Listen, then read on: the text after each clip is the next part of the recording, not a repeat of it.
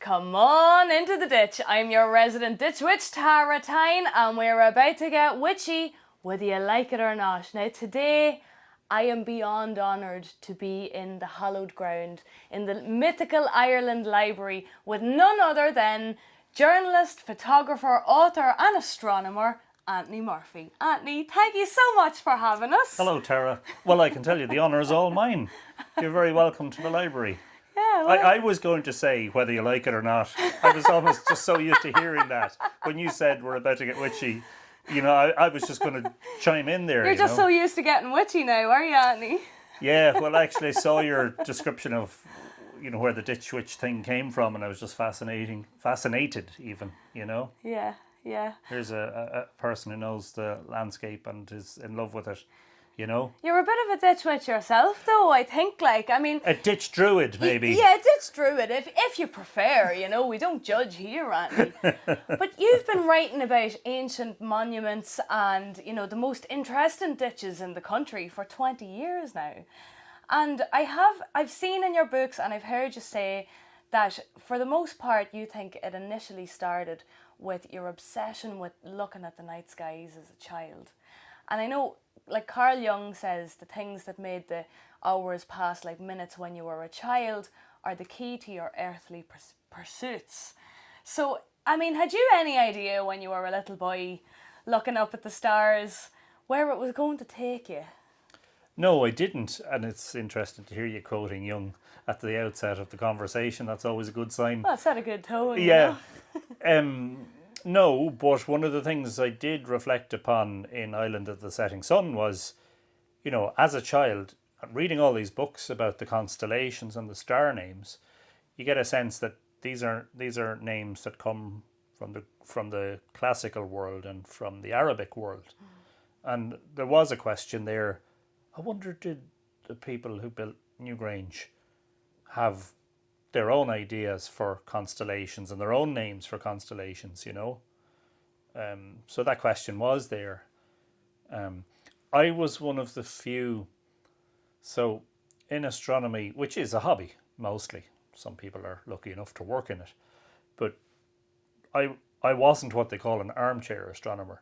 And so actually probably 80% of people when I was young, maybe I'm not sure if it's different today, but 80% of people were armchair astronomers. They loved reading about it, but they didn't spend the time out. I was the opposite. Well, not the opposite. I loved reading about it, but I spent a huge amount of time watching the night sky as a child, as a young boy, right from the age of 7, 8 up into adulthood. It's not something I've stopped doing, but I would literally, I remember times when there was an eclipse, a lunar eclipse that would start maybe at midnight and go on till 5 a.m. and I would be out for the whole thing. Now I'd be nipping in and out to get a drink and to use the lavatory and the whole lot. And I was completely on my own in that regard. That's Coda.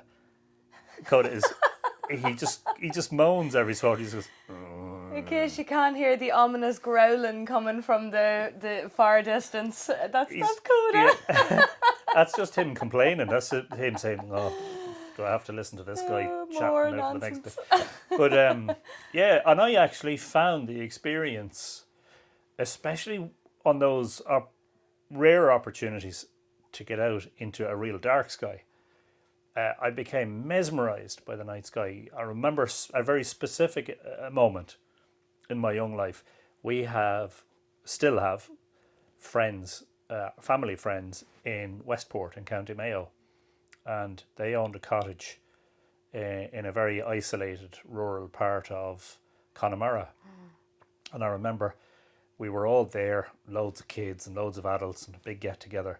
And at about midnight, or very late in the night, I took the decision to climb out a window and wander out into the garden.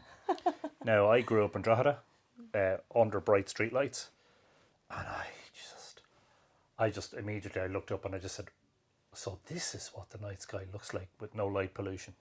It was absolutely enthralling.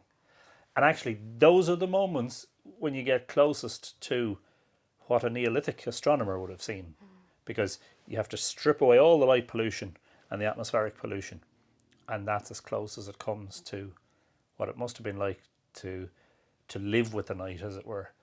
Now, the Irish weather is a pain in the backside, you know.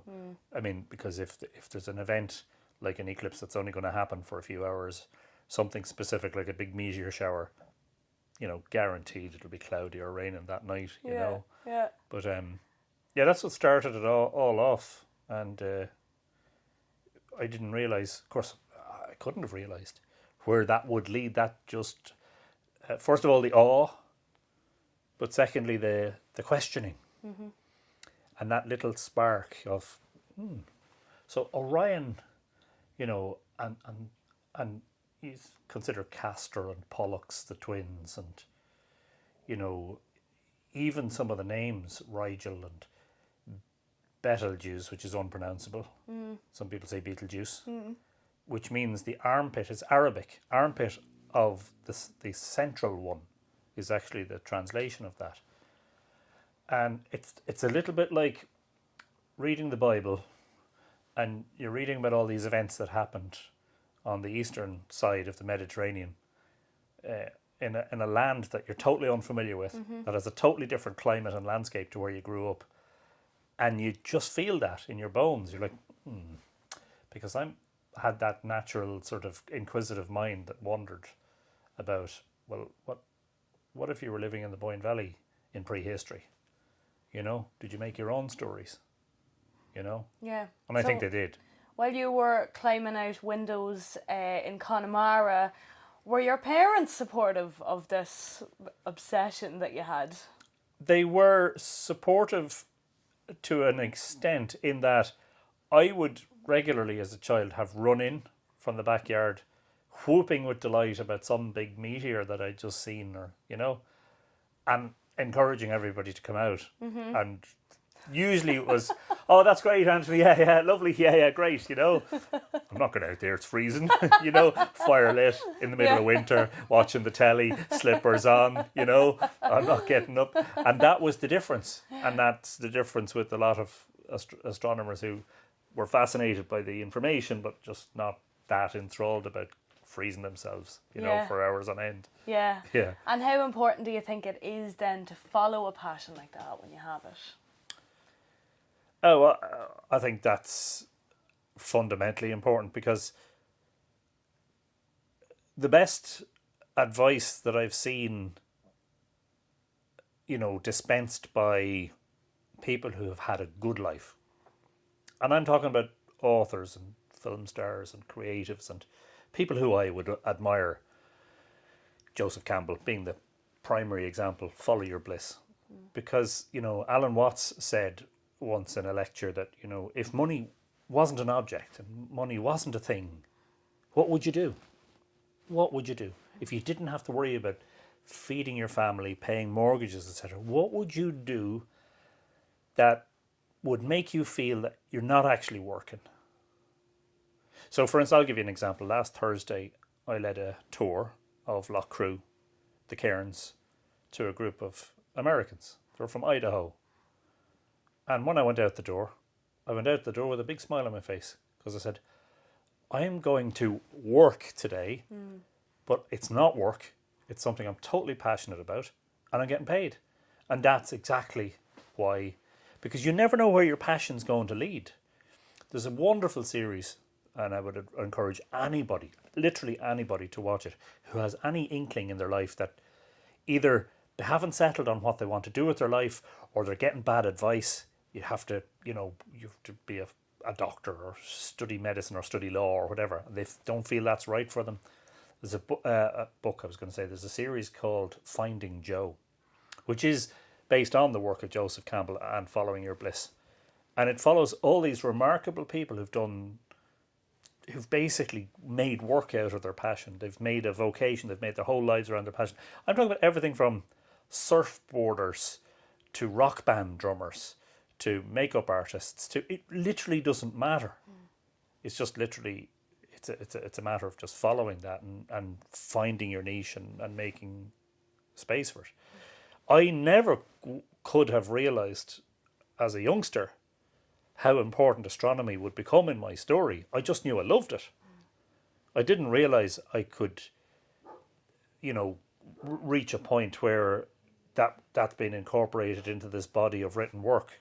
You know, I kind of always had a sense that I would be a writer, because I used to rob my dad's typewriter. You know, well, he always had a typewriter because he is still at the age of 78 working as a journalist. And I used to commandeer the typewriter and learn to type on it. And what was I typing? All the time. Stuff about astronomy, the night sky, and the things that I was passionate about, you know. Yeah.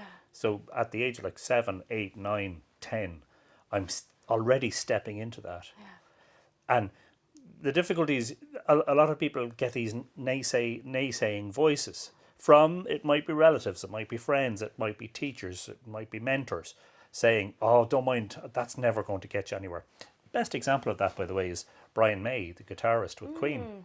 Brian May studied astrophysics at university, and his father was like, no, rock band, no, follow the astrophysics thing, that's going to get you a good career. And apparently it took quite a number of years, but eventually Queen were touring South America in the early to mid 1980s, and Brian May said his father came to one of their concerts, and at the end of it he went up to Brian and he said, now I get it. Because he just realised it's about your passion and what you want to do, what will make you happy, and as it happens, you can make money from it. And as soon as he got the recognition from his father, it was time to go on to Saving the Badgers then for Brian May. I know, yeah. But the funny thing is, Brian May, you see, you can be both. There's no reason why astrophysics couldn't be part of his life. Yeah. And he has, authored many books about and co-authored books about astronomy. He has presented TV and radio shows about it, and he continues to be passionate about it while still being an amazing guitarist. Yes. You know, so why not both? You know, yeah, exactly. And so let's say, right, you've followed your passion. It's starting to take you down some weird roads that you never envisioned yourself being. When I first went, say, for example, to visit the rock art at Drumirril, that was a pretty good example of what I was going to be facing when I tried to sort of get into ditches you need to ask permission on. And you'll be asked, oh, are you an archaeologist? No. Are you a student? No. How did you find walking on to your first dig site? Were you flashing the press badge at all? You're like, it's okay, I'm a journalist. Well, I was very lucky in that regard, because really the journey of Mythical Ireland begins with January 1999 when I met Richard Moore, the artist. Now, I had known Richard to see, because he painted a lot of streetscapes in Drogheda, so he could regularly be seen with his easel. And I'm the sort of guy who would stop and have a look and start chatting, and Richard's the sort of lovely guy who's very sociable and very gregarious anyway. But I'm very lucky because when he came to me and said, look, I don't know anything about astronomy, but I think there's more astronomy at Brunabonia than the experts are saying, which is actually essentially true, by the way. And that's not to demean the experts. It's just most archaeologists know nothing about astronomy. But I was very lucky because he had been traipsing the landscape of the Boyne Valley for decades. And his father, who died in 1994, his father was a GP, a very, very well-known GP. Everybody knew Dr. Moore. And so Richard had just this natural, and he's a very disarming personality, very gentle, very easy, not threatening at all. That if we were going to visit a site, he would know the landowner. And if he didn't, we would go and he would do the talking. Yeah. You know, I just let him do. Because I think I realised over the 7 or 8 years that we were writing Island of the Setting Sun together that I don't remember an instance in which anybody said no to Richard. Yeah. And I'm sure if it was me, because I have a different personality and a different approach, they may have said no. But in his case, it was like, oh, sure, geez, he's a gentleman. Sure, how could you refuse that, Yeah. So I was very lucky in that regard, The other side of it is that, around between, say, the years 2000 and 2005, 2006, when Island was published, I began to get to know some of the professionals, the archaeologists, etc. And I wrote a review of Geraldine Stout's book, her big book about Newgrange and the Bend of the Boyne. I think that was published in 2002. And that was a great introduction to Geraldine. I got a free copy of the book through the paper, wrote a review. She was delighted. Friendship struck up, and it's lasted since then. So, the journalism definitely did help. There's a great way of opening doors, actually, is to either say, I'm from the Drogheda Independent, or I'm a journalist, or, as you say, flash the press pass, you know. But in some cases, you automatically, as a journalist, got invitations to things or got sent books to review in the post. So that definitely helped to open doors. But you should only say that if you actually are a journalist with the Drogheda Independent. A lot of very dodgy characters going around at the moment pretending to be journalists. Yeah, be very careful. And they say that we tend to overlook what's in our backyards. And you've talked about stones of Baltray that I think you found with Richard, that an awful lot of locals didn't know they were there. How is it still possible in this day and age that there are such magical sites and magical monuments out there that we're not fully informed about, that we still don't know about, or we don't know fully about them? I think that's, to be honest, I think that tendency to ignore, I think that is diminishing. I think there is a greater interest. It's being promoted through various means, not just through schools and education, but social media, of course, which we didn't have. We didn't actually have 20 years ago. We didn't have Facebook when Richard and I were traipsing around the fields. And by the way, when you say, you know, that you found those stones with Richard Moore, no, Richard found those. And Richard had and still has this knack of finding the most off-beaten things and the most obscure locations. As an artist, he's just naturally inquisitive. And if he climbs over a stile and gets into a field and he has his easel on his back, he'll be looking and he'll be going, what's down there? And he'll go down there, you know. And then, I mean, I remember Richard bringing me to a place. It's not a recorded monument, but we believe it to be some sort of an old well or possibly a shrine, literally on the side of a cliff face in a forest. Like the side of the hill was so steep you could call it a cliff. And it was halfway down. And, you know, without a rope, you slipped and sometimes fell and got covered in muck. And I later said to Richard, how the hell did you ever find that? You know, and I just think he had a natural instinct for it, you know. I do think that it's much less likely now. Well, I think certain things have helped. I mean, the internet is a great thing because, you see, we have this online historic environment viewer now, National Monument Service, which is brilliant. We go onto the website and we look at all the red dots and we zoom into an area and see, oh, there's a souterrain, there's a ring fort, there's a, you know, there's a carved stone, there's a stone slab, there's a fullacht fia, you know. Now, 20 years ago when we were researching Ireland, there were county by county printed publications of the recorded monuments. And we had the Louth one and the Meath one. But unlike the website, that wasn't being constantly updated, because obviously if you had a book that was printed 3 years ago, everything that's been found since then, you know, hasn't been recorded in it. I do think it's that there's an increased interest in, which has been helped by, for instance, discoveries of recent years, and the fact that now it's possible to find things without leaving your seat. You know, that previously very well trained field archaeologists had dedicated careers to walking fields and so on and going, I think this might be an archaeological feature, and measuring it and recording it and looking at all the old maps and looking up every source possible and doing the research.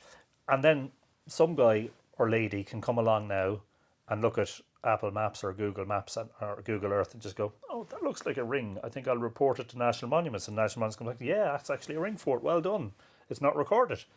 You know, I don't know whether I've helped or hindered in that regard. I suspect I've given National Monument Service a real pain in the head, you know. Yeah. You know, and all of the things that it's so convenient now, and it is an unfortunate side effect of that, and I think this is true in terms of the love of monuments in general. An awful lot of stuff now can be done sitting in the comfort of your home. And I think that doesn't help when it comes to the protection of sites, that you're more remote from them now, whereas a generation or 2 generations ago, all of the archaeologists visited and photographed, and some of them flew planes. Leo Swan, the late Leo Swan, and Dr. Gillian Barrett, and a few others, who were pioneers in aerial archaeology in Ireland 40, 50 years ago, whatever. Literally hiring a plane so that they could go over the landscape with a low sun and see features that are otherwise not visible. Yeah. But now I can log into Google Earth and potentially find not just one, but dozens. Yeah. So. And I read you saying as well that, back in the day, you would have been exploring these monuments as a young fella with Mrs. Hickey's candles, and nowadays it's so different. Do you think that the levels of protection that we have, is it better now, or is there a part of you still longs for those days when you can just have the place to yourself, Actually, it's funny that you mention it, but one of the things I'm going to be writing very soon is a long article, probably for patrons first. Mythical Ireland patrons. There's a plug. You can become a patron at patreon.com/Mythical Ireland. Nobody. But one of the things I want to do is I want to write about the fact that I think we are entering an era now of reduced access to monuments. Yeah. I think that's clear, actually. Do I regret? Yeah, I would love to have been alive in the days of the candles and Bob and Elizabeth Hickey at Newgrange. Before anybody had written any books of any substantial nature about Newgrange, other than George Coffey and the likes of McAllister, etc. Before the tour buses were ever a thing, when the cows were grazing on the top of them, the trees were growing out of it. That era is completely gone. Oh, actually, it's not completely gone. I mean, we still have the wonderful Fintan and Margaret White looking after the quay for Fornox. Yes. Which is a sort of a carryover or a carrying on of that, custodian tradition, which was so important for the protection of monuments in the 20th century. But it's rare now. And now all the time we're being met with locked gates. Yeah. Now, I understand that. I actually really do understand it. It annoys me that I can't get a key and go into, for instance, Douth North or Douth South and Nouth East and Nouth West and Cairn G now, which we could up until 2018 get a key and go into. We can't now. There is definitely a romance about that, but the other side of it is, I think, you can harp on about the past and people romanticise about the past, and a lot of people that I encounter through Mythical Ireland, I think, romanticise about medieval Ireland and kingship, and they romanticise about prehistory and how wonderful it must have been to be building Newgrange. I'm not sure it was all that wonderful, to be honest with you. Yeah. And they had hard, gruelling lives with very little in the way of convenience. Yeah. And so while I would love to step back in time to various points in the past and be that person who knocked on the Hickey's door and say, would you take me up to Newgrange, and just have that experience. At the same time, I don't think I would have liked to have lived, say, in the first half of the 20th century in Ireland. I really don't. Where you had literally, you had no choice in terms of religion or your sexual orientation and all the freedoms that we take for granted today. And in fact, in the first half of the 20th century, unless you were in the upper echelons of scholarship, it's unlikely that you could ever become a published author. We're so lucky with everything we have. So yeah, there is an aspect of definitely, and there is something to be said. I don't get embroiled in controversy. I try to make Mythical Ireland as non-political as possible, simply because people have enough of that online without me contributing to it. But I would have diary of a Dutch witch now, Andy. Well, yeah. Knock yourself out. Yeah. Well, people would, some people, and I see both sides of the argument, that the OPW, some people say, controls Brunabonia, but they also are custodians of it. They're not just protecting it for now, they're protecting it so it'll still be there in the future. So you could definitely see both sides of the argument. I would love to see a plan for Cairn T and Lough Crew, but I know in my heart that that's going to be like a new Nouth. I mean, as in, in order to repair the monument, they're going to have to do a full survey and probably a full excavation. And that's going to take a decade, maybe 2 decades. In the case of Nouth, it took 4 decades. George Ogan probably didn't realise the extent of what he was getting into when he started there in 1962, that he'd still be there 40 years later. Jesus. When you think about it, it's incredible. And so I'm nearly of the mind that they should just leave it as it is, to keep the gate locked. Sure, why do we think we're so privileged that we should be demanding access to a 5,000-year-old cairn that maybe would be detrimental to our great-grandchildren's access to that cairn? So I say you have to take a balanced view, I think, Yeah. And how important do you think the night skies were then to our ancestors? You've been studying them now for so long. What conclusions have you drawn, Anthony? Nothing firm, principally because we don't have anything written down. So we can make, I think, substantial hypotheses around what might have been the case. But it's difficult for me, having spent 23 years in the presence of those monuments and photographing them and being there at various times of the day and night and twilight and all that, and seeing the astronomical phenomena that have happened. It's very, very difficult to imagine that those people weren't completely awed by, as I was as a child, by the sky.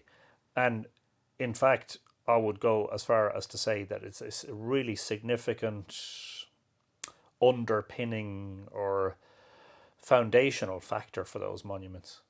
I think, you see, I talk about this word cosmology. People think of cosmos, they think of the universe. But so astronomical cosmology deals with the size and nature of the universe, and it's massive, beyond comprehension. The furthest object from the Earth is the Voyager 1 spacecraft, which was launched in the 1970s. It is,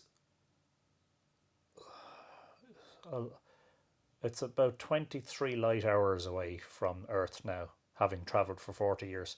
That's the distance light travels in 23 hours. And light travels at 186,000 miles per second, or 299,000 kilometres per second. Basically, let's round it up. Let's call it 300,000 kilometres a second. That's how fast light travels. The nearest star to us is 4 light years away. The nearest star of billions upon billions upon billions and billions and billions and billions. The numbers are just astronomical. What was the question? How important were the stars, do you think? I think the other cosmology, is the mythological sense of cosmology, the religious sense. Cosmology relating to your origins and your place in the earth and the universe.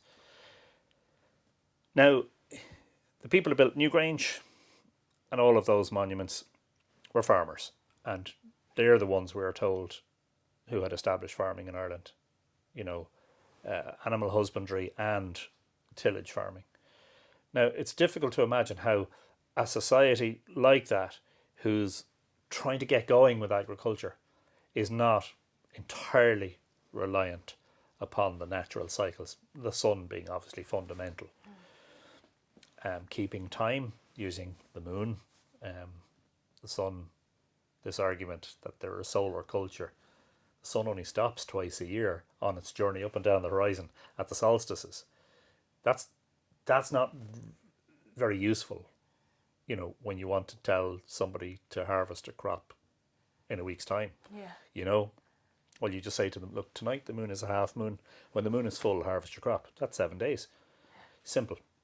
So it's very difficult to imagine any society, any pre-literate, pre-technological society, not only relying upon astronomy, but having this innate awareness of it. It's just second nature, actually.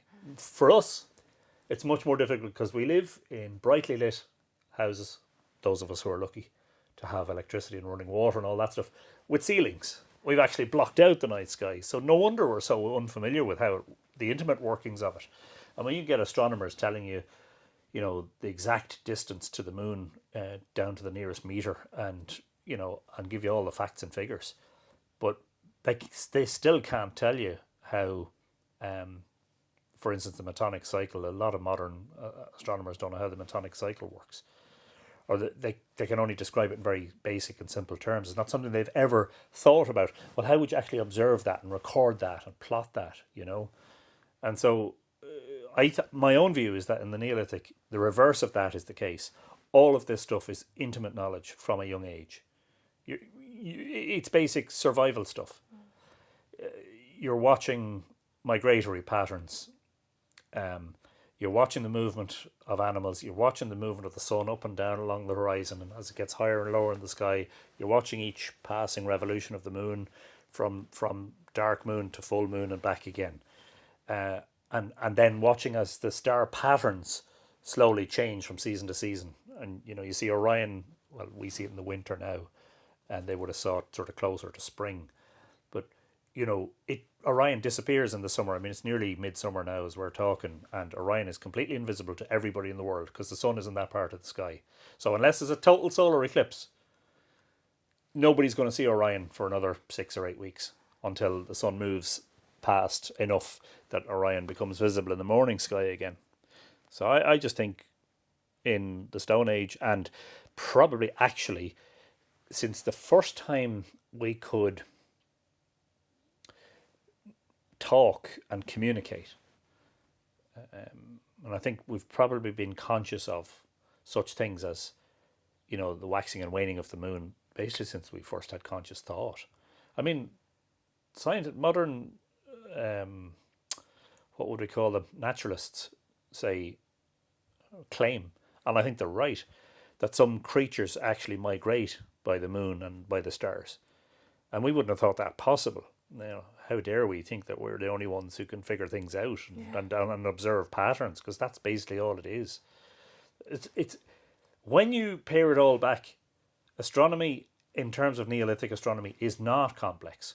It's actually about patterns. It's about recognizing and observing and recording patterns. How did they record them? I think in some cases it's on the stones at Brunabonia, but I think a lot of it would have been mnemonic or told through rhyme or story or song. You know, make names for stars and star groupings and talk about when the moon's going to be full in this. I mean, all these stories about the cattle crossing the river in Irish mythology. Mythology is so full of references to cattle. And there's this specific line in Amergin's chant when Amergin arrives at the Milesians where he says, "Who sees the cattle rise out of the plain of Tethra and shine in the bright heavens?" And I'm thinking, what are cattle coming out of the sea? Well, it turns out that the plain of Tethra is a poetic kenning for the sea. So he's talking literally about the stars and the planets rising out of the sea and being seen to shine in the bright heavens. And all of this stuff about guarding the ford, well, there are 2 crossing points in the sky where the planets and the sun and the moon cross over the Milky Way, which is the heavenly river, to Awe, as it were, like my own town, Drogheda, the bridge at the ford. The Awe was the crossing point, and the cattle could move sometimes back and forth because some of the planets appear to go into retrograde motion. They're going one direction, then they turn on their heels and go back the other direction, then loop back again. And there are references in like that in the Táin, for instance, and you're just looking at that going, that sounds instinctually to me like references to heavenly movements, you know. So if you're a farming community, I'd like to know how you would survive in the Neolithic without an intimate level of astronomical knowledge. So I would turn anybody who says to me, prove that astronomy is useful and a requirement, I would turn that on its head and you say, prove that it isn't. Because I just don't see it. I mean, for instance, a great example is we know for a fact, absolutely without any question, It's been proved through genetics as much as anything else, thanks to the modern scientists. But we know now that the migratory patterns, which probably were long established anyway, but we know that at the end of the Ice Age, the Younger Dryas, there was basically nobody in Ireland. We know that people came here. We know that the Neolithic people who built Newgrange were replaced by a new population. So how are they all arriving here? It's an island. They're all coming across the sea. If they're coming across the sea, they're undoubtedly aware of the connection between the moon and the tides. As any sailing and tidal community knows, and even the Boyne in the Neolithic is tidal right up to the beginning of the bend of the Boyne, if not the whole thing. If you're moving giant stones up and down the Boyne, you're not going to do that at low tide, because I'll tell you, the river ain't that deep in places, you know. So that's a long answer to a question. But I would say fundamentally important. And it's all over the stones. That's a subjective thing to say, because there's 1,000 different theories as to what the meaning of, say, the triple spiral on the front of Newgrange is. I mean, I wear one around my neck, you know, and it's here on the picture, you know, the triple spiral in the chamber. There's 1,000,001 theories as to what that means. But there are stones that really do lend themselves very, very well to, for instance, Metonic cycle, the calendar stone at Knowth. And it is the single most convincing explanation I've seen. And yet, you know, the expert view is that it's all of the art is abstract. It's not representational art. And so, well, if you don't know anything about astronomy, you may never be able to see that. You know, the way the figures can be calculated from it. And maybe that was a teaching tool. I call it a Stone Age version of a blackboard. Teacher sitting in front of this mnemonic device, talking about counting crescents and full moons and the waved line being the count, and the significance of this. The other thing too, by the way, is a lot of people think, Metonic cycle, why would you be interested in a cycle that lasts 19 years? If you live in the Neolithic, the chances are you will not see 2 Metonic cycles in your lifetime. My argument is, if you begin to study it, you don't actually have to see the whole thing through to know that it will happen. It becomes obvious, which is why the calendar stone at Knowth doesn't contain a complete 19-year cycle. I think that's one of the reasons. You don't need to know the whole thing. You can predict it out into the future. Yeah. Have you formed any opinions at all around the numerous solar alignments that we have in our megalithic monuments? Have you hazarded a guess as to what that might have meant? Well, first of all, if this shouldn't be any surprise that, as I say, a farming culture is studying the sun. Wow, how did I throw that in there? And that's the real surprise, is when you say they were actually studying the moon as well. Because there's a fixation, right, still happening today.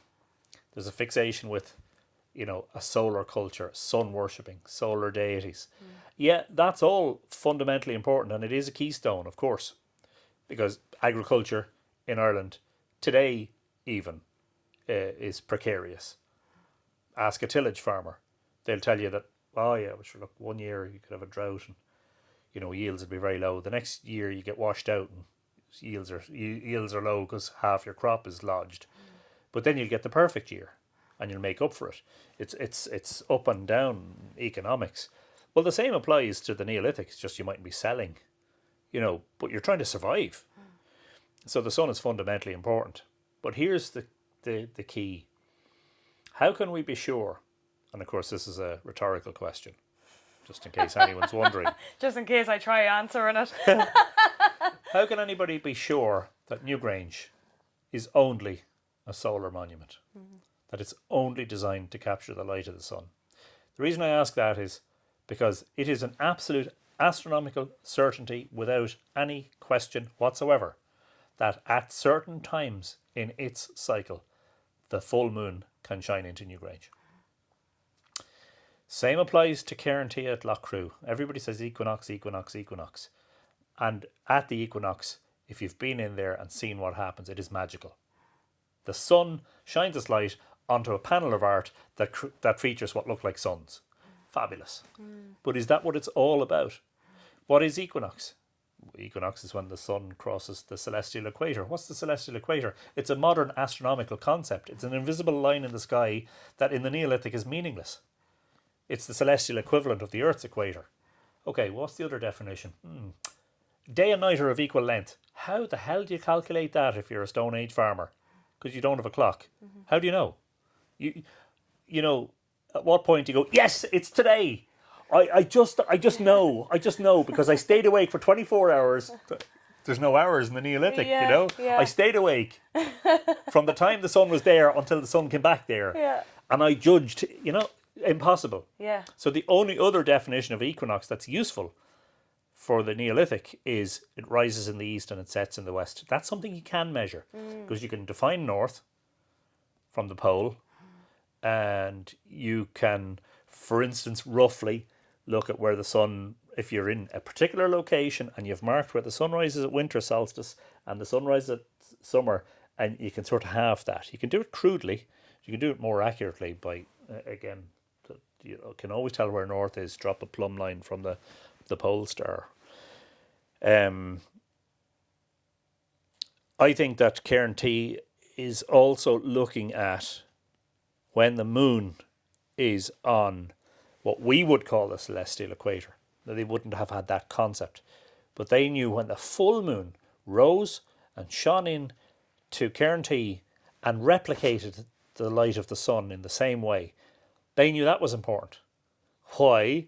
Because that means the moon is on a node at the equinox, meaning that if it's an ascending node, it's you know, so the moon spends like the sun does. The sun spends half the year below the celestial equator and half the year above. The moon does the same thing in 1 month, spends half the month below and half the month above. Now, you don't have to know that the equator's there to watch the movement of the moon. The great thing is you can plot the moon's movement against the backdrop of the stars. You can't do that with the sun, really, to any practical sense. So the moon is doing this oscillation up and down through the month, and you're watching it. Sometimes it's low in the sky and it rises there and it sets there, and then sometimes it's here and it's up all night and it sets there. You know,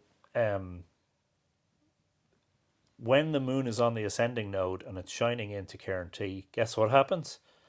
The standstill, the major standstill of the moon, which only happens, we're told, once every 18.6 years. So that's why I'm asking those questions. Also, Venus, the morning and evening star, has an 8-year pattern. Again, all about patterns. So if you, for instance, just say, for example, the sunset this evening, well, it's impossible at this time of year, but say there's an evening of the year where the sun sets and you see, for instance, Venus right beside the Pleiades. Well, guess what? In 8 years' time, you'll see exactly that scene again because the pattern of Venus repeats itself. So my view is that why is that so hard for us to get our head around? Why do we think it wouldn't have been possible for somebody 5,000 years ago to do that? So it's like setting a reminder in your phone for 8 years' time to let you know that the thing is going to happen again, or that we've completed a certain cycle of time, that a certain amount of time has gone past. So a bit like a calendar, like an ancient calendar. I'm not sure whether some of that knowledge was widely known. I suspect that the more intricate and, let's say, complicated stuff might have been known to a select few. It's powerful knowledge, by the way. And you can only let it. We do know that only a small amount of people can get into Newgrange at any one time. So yeah, there was never big crowds of people sitting there watching the sun come up the passage, because it pretty much was as it is now. It's small and narrow and will only accommodate a very limited number of people. Correct. And I suspect actually that if the people who built it could come forward to our time and see the busloads of people coming in and out every day, they'd be horrified. They probably would, yeah. But, you know, Newgrange is the best example because it's the one that everybody knows. So clearly not everybody's clambering in there to see what's happening, you know. But what if there was a select few, we call them druids, close to the king of the time, saying, I mean, we know, and I think humans have known since we first became conscious of nature, which is probably hundreds of thousands of years ago. Lunar eclipses happen in patterns. Again, we're back to the word patterns. It's predictable. However, if the knowledge, which is slightly complex in terms of the metonics and the rotation of the nodes, the 18.6 year cycle that I spoke about, if you could get your head around that, you can predict eclipses. Now, if you could predict to your community that the moon is going to turn blood red in 3 nights' time, and it happens, by God, you've got some power over them if they don't know that it's entirely predictable and they don't know how to do it. So I suspect some of the knowledge might have been, kept sacred. And the other side of the blackboard analogy is, I wonder whether some of those stones were instructive, but again, were only for, say, an inner circle of, say, the king's relatives and those close to the druids and those in the inner circle. People who were providing specialist services at a very high consultancy fee, probably. Well, you mentioned it. You said, and you're absolutely right, you can't fit a huge body of people into Newgrange. This monument is gigantic, and yet it speaks of exclusivity. Now, in that situation, in most cultures in the world where you see large monuments, ostentatious monuments, there's a hierarchy. And this is something that I've come round to, because years ago I didn't know, I kind of had this notion of there being an egalitarian society that just worked together to do this stuff. I think that was naive, because we're human at the end of the day, and there's somebody who's in control or in command, or somebody who's running what we would call the huge construction project that Brunabónia was. That doesn't happen. As I said, I've been saying this quite a lot recently. That doesn't happen when, a dozen local farmers based in the Boyne Valley in the Neolithic, speaking whatever language they spoke, come together and say, let's build a big heap of monuments high. That's not how it happens. Yeah. Usually how it happens is there's somebody who has the command and respect of the society, who's at the top, who says, this is what I want. That is implied in the myth of Doubt, where the king Bresal Bodibad, according to the Dinshanicus, brought all the men of Ireland to Doubt to build him the tower of Nimrod. That's where the monks did change things slightly. But he wanted all the men of Ireland to build the cairn. Now, whether they came willingly or whether they were forced to come is never answered. But there is an indication of the type of hierarchy that must have existed. Yeah. If you think about Newgrange, right, so somebody's got to be running various teams. There have to be various groups. Yep. There's the group that's gone to Rathcore Beach, and you know how because you're from that end of the country, but it's a journey by sea and river in each direction of about 25 miles, whatever that is in kilometres. Is that close to 40 kilometres, maybe more? To collect stones. You've got the team that's at Clogherhead. So you've got, actually, I think 2 or 3 teams there. You've got the team at Clogherhead who are prizing the stones out of the vertical rock, the rock bed, I was going to call it, that juts. I don't know what the geological term is. You've got those who are commandeering the boats in conjunction with the tide. You're not bringing a 5-ton slab of grey wacky on a boat, either on it or strapped to the underneath of it, up the River Boyne at low tide. It just ain't happening. So somebody's coordinating the movement of the boats with the movements of the moon and the tides. Then you've got a team at Brunabónia who are bringing the stones from the river to the monument, which is, by the way, a kilometre up an incline, a steep incline. I mean, it's heavy work, and it requires a lot of manpower, woman power. The myth doesn't suggest the women were involved, so I don't know what the idea was back then in terms of whether the men did all the work. I suspect they used cattle as well. That's implied, I think, in some of the myths.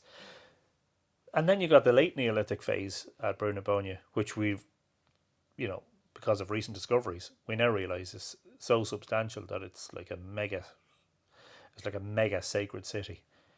It's enormous.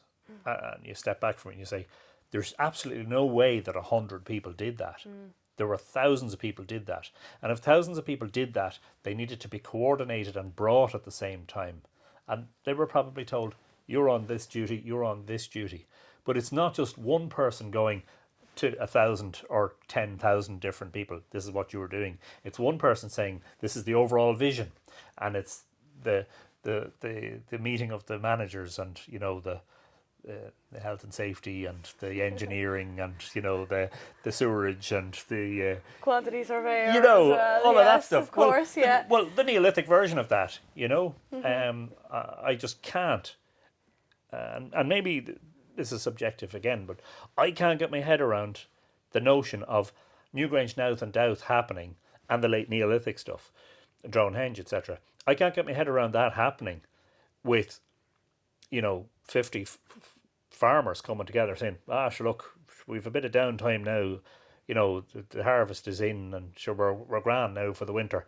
Why don't we build something? Yeah. Just, it doesn't. No. It's coordinated. Yeah. And in fact, the late Neolithic complex, almost everything in that complex, the impermanent monuments that mostly built of timber and earth and digging out trenches, they respect each other's boundaries, which suggests that they were all built at the same time. That's another thing that you have to get your head around in terms of how does that happen. You know, that again isn't just a few local people saying, sure, look, sure, we've nothing to do today, why don't we build a circle? Fuck it, lads, let's just... You know? Do you know what we need is a disco? And it's probably also really unlikely that, you know, some of our grandest monuments were built, you know, within a year, within 2 years. That, like we see examples in other places around the world, some of them may have evolved over generations. And I think a great example of that is Tara. Tara seems to have evolved over a very long time with a lot of different uses, different purposes to its people, maybe.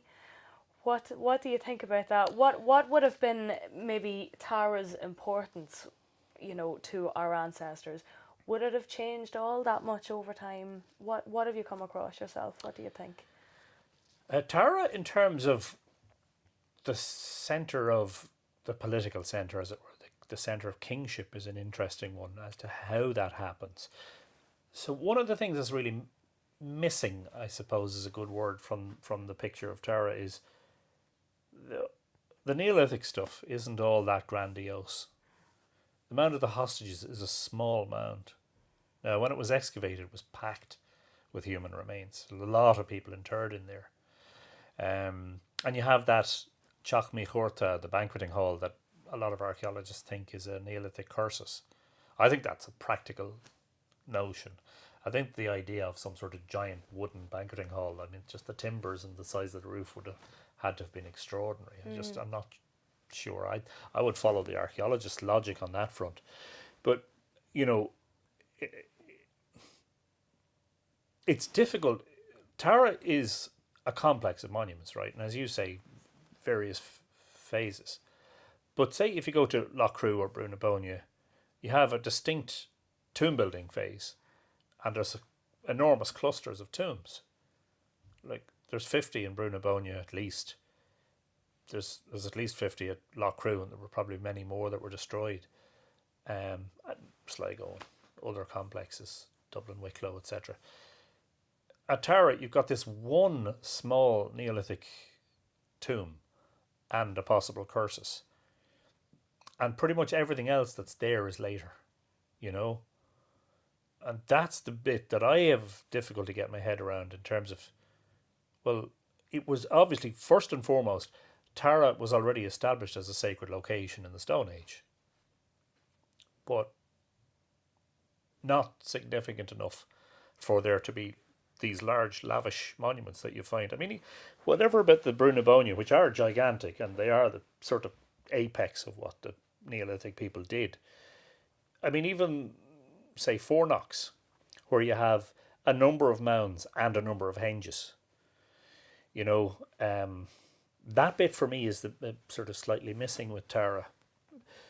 In the traditions of Tara, kingship actually goes as far back as the Danann mythology. Of course, the scholars would never, for them, all of this is medieval mythology. Yes. But for me, when I see the Danann mythology, I'm more inclined to think that that's something that goes all the way back to the Neolithic, simply on the basis of some of the myths about Brunabonia, pertaining to aspects of the monuments that couldn't have been known in the Middle Ages. That information, in my view, almost certainly came by word of mouth from the time the monuments were built and in use. Cotmai Chura is where Nuadu is celebrating his return to the throne after the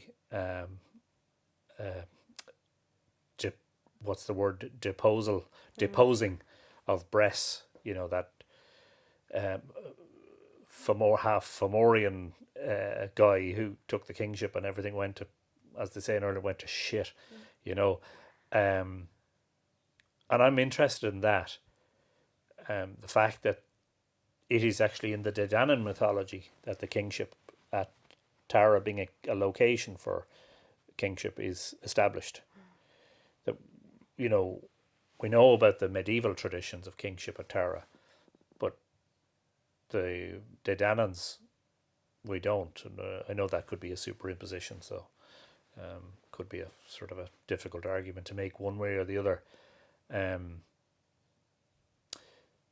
There was the discovery about 20 years ago by the Discovery Programme of that giant circular, hidden beneath the ground, basically the remnants of what looks like it's probably a henge, which would be late Neolithic. Tara, like a lot of places, suffers from a lack of excavation. I mean, the Mount of the Hostages was excavated. There was an excavation of Ratnaree, which the other big ring that encircles the other monuments on the hill, which produced an Iron Age date, and you're left wondering, was that possibly? Is it out of the question that was an earlier structure? That might have been a henge itself, a late Neolithic thing, and then even down to the Wrath of the Synods, which is apparently so named because 3 saints had synods there in, I think, 5th, 6th, 7th century sort of era. St. Patrick was one, St. Adovnon was the other. I can't remember who the third was. But yet, Wrath of the Synods is almost certainly predates Christianity, and most likely has a Bronze Age barrow incorporated into it. So again, you're seeing earlier monuments, but possibly being repurposed. I mean, the work of Conor Newman and Adele Brannock and others talks about, the idea of the Chachmi Churta being a processional way. I said precessional, that's astronomy. Processional. Processional way, where, when the king was being installed, that he would be led with his retinue up there, and then it's only when you get to the southern end, which is the higher end of the banqueting hall, that you actually suddenly see the top of the hill and the array of monuments. It was called by Tia, the wife of Aramon in the Lower Gowalla, the Milesian. When the Milesians came, it was called Drumcain, which means the beautiful ridge. And the place name mythology suggests it was named after Tia when she died, that they built a mound or a rampart. Cha were the rampart of Tia, and that's how it got its name. I'm fascinated by that because that has hallmarks of those assembly sites that in a lot of cases seem to have been dedicated to female deities, for female personages, great or renowned feminine, whether they be deities or people, whatever you want,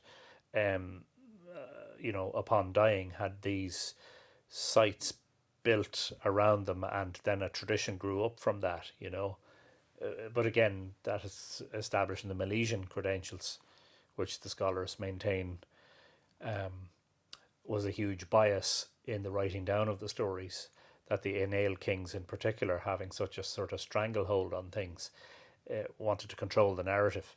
And if they could say that they went all the way back to Erimon, like that was the greatest boast ever, you know, that was more important than anything. It's like, who are you? Who are your people? We are the Aeneals, you know, and we can trace our lineage all the way back to Erimon, you know. Like, in other words, you've been here since this site became barky, bark. since this site became sacred, you know. Yeah, and but it's funny. before that, we were talking before about. It's really interesting what you say about you know, monuments and sites and complexes growing up maybe around where, you know, a leading female figure or a goddess is said to have been buried. And interesting then that kingship should be picked up at Tara, when we have discussed previously about how a lot of the time in the myths and the stories, the person to become king had to gain the key to the kingship from a female or a goddess or similar, or the land herself. So that's a very interesting take on that, and I hadn't really thought about it from that point of view myself. I suppose then, you know, by whatever means, Tara became the centre for political activity, political importance, and this whole thing about there being 5 roads that lead to Tara. So nearly making the point that no matter where you are in the country, eventually you're going to end up on that road, which will take you to the very centre, the most important place. What do you think about that? Well, I'll tell you what I was very greatly inspired in recent years. I mean, in the past 5 years, when I read a book called Celtic. Can't remember the name of it now. That's very embarrassing. Rhys and Rhys, Alwyn and Brindley Rhys. Can't immediately remember the title of it. The book deals with a lot of this sort of cosmology that I've been talking about. You know, cosmology and cosmography. How you lay out the landscape in terms of your sort of your position in the universe, so how you perceive your location, as it were. And I'm just talking about a geographic and physical location. I'm talking about a sort of spiritual location, and then a cosmological in terms of the universe. Now, the fascinating thing about Tara is that Tara and Uisneach have a lot of similarities. Uisneach, people say, rightly, as far as I'm concerned, is like a sacred and religious centre, whereas Tara became more identified as the political centre.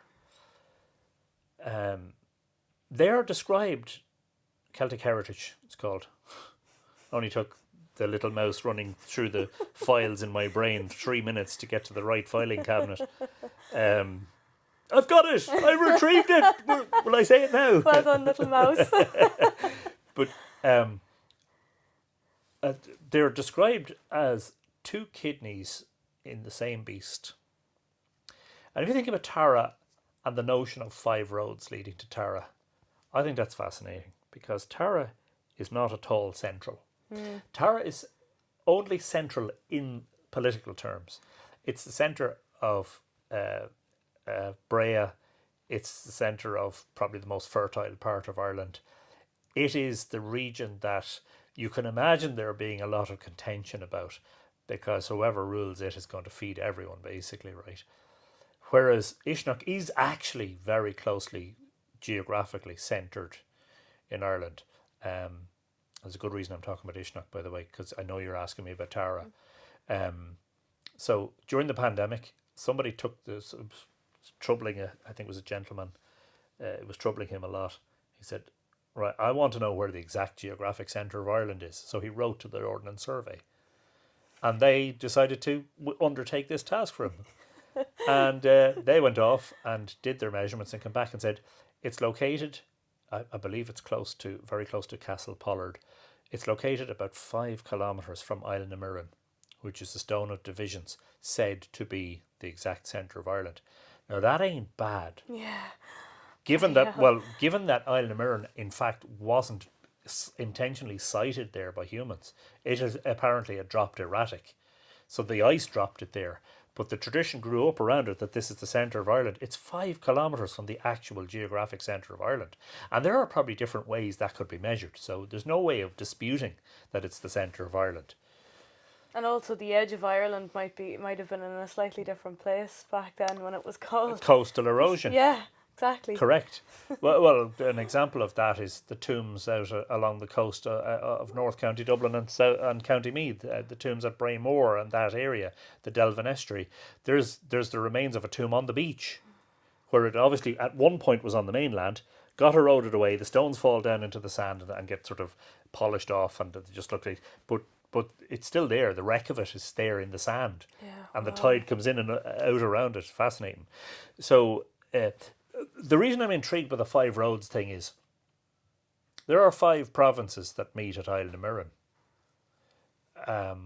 A lot of people will know this, and perhaps just for the benefit of those who don't know the tradition of Uisneach, the Stone of Divisions is so called because the 4 provinces of Ireland met there, and the 5th province was this notional sacred province represented by the stone itself, called Coda. Don't make me go out there. He's all right. He just gets into these.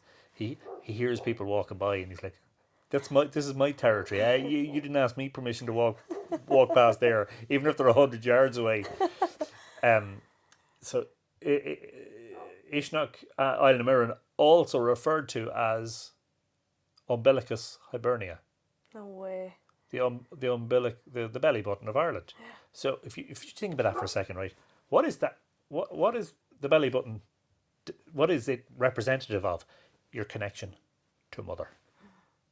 She, who is, well, for 9 months of your life, is entirely responsible for your existence and for providing you with everything you need every day, at every moment of the day, to survive. And the belly button afterwards is, I wouldn't call it a wound, I would say is a reminder of that. It's like a constant, it's a thing you carry until death of that. So the connection to Mother. And then I think about 5 great roads leading to Tara, and this idea of Tara being central. It's almost as if, and Rhys sort of tease this out to an extent, it's almost as if the 2 centres are competing with each other through this identical cosmography. You've got one place where the 5 provinces meet, and you've got the other where the great roads meet. Don't forget that the roads are basically the arteries into the provinces.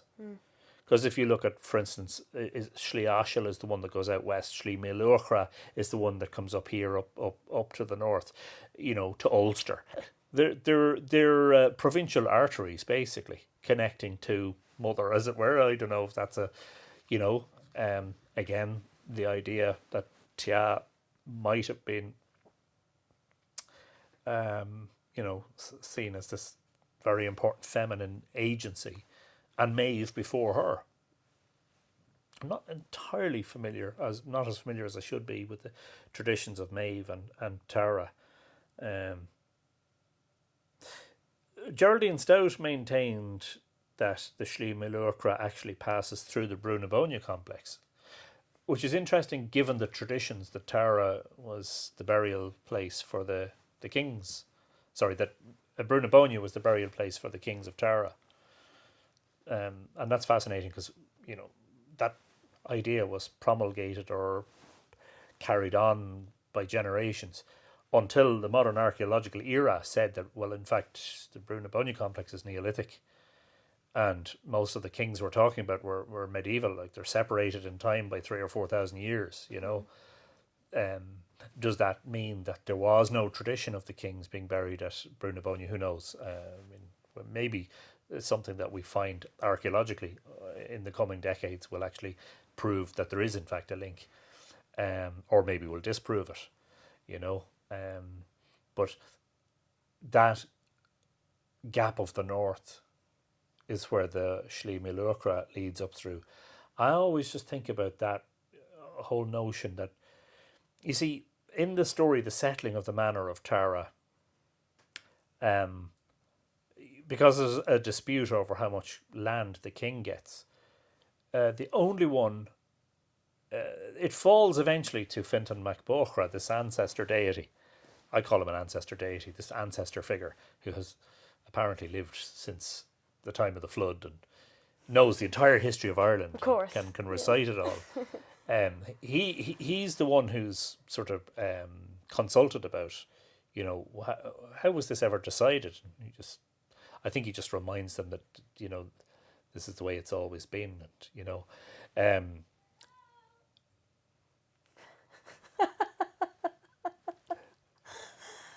what was the point there? They were in the story of the settling of the Manor of Tara. Yeah, it's to do with the way Tara is laid out. That there's a let's call it a sacred cosmological influence there, in terms of, you know, how the monuments are situated, where the monument is, where the hill is situated. I know the hill is there; they couldn't situate it there. But for instance, one of the fascinating things about Tara is it's actually located between the estuary and the source of the Boyne, pretty much on a straight line. Not halfway, but, you know, you're looking towards summer solstice sunrise and you're looking at the estuary at Drogheda, and you're looking at winter solstice sunset and you're looking at She Nectan and the well of Nectan or Segish, the source of the Boyne. So I'm interested in that notion of arteries, but I just wonder how much of either the story of Tara has been influenced by Uisneach or vice versa. But I would say, look, Uisneach, there is one version of Cuchulainn in which Lugh goes to Uisneach, not to Tara, and he finds that the Dananns have been completely encircled by the Fomorians at Uisneach, and he goes out and single-handedly kills loads of them. Now, it's a different rendering, and it's definitely a different version, but it's the same root story.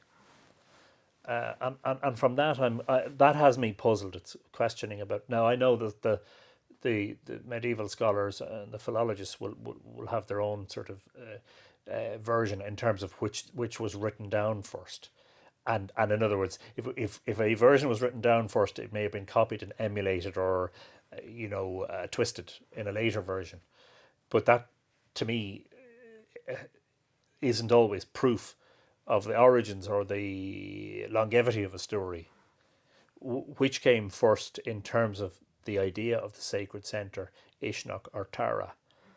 Which leads me to wonder whether, in fact, the five great roads thing wouldn't lend itself better to Uisneach being at the centre of the country, you know. Mm-hmm. It's a fascinating one. Have you ever seen a map of the five roads? No, I haven't. I don't know where. I've seen it in a publication. And in fact, my good friend Tom King sent me a photograph that he'd taken of it where somebody had highlighted the routes. But they actually don't all lead directly to Tara. You know, they don't. It's not like five things that meet exactly at the same point. Mm-hmm. You know, it's interesting too in terms of how old are the earliest roads.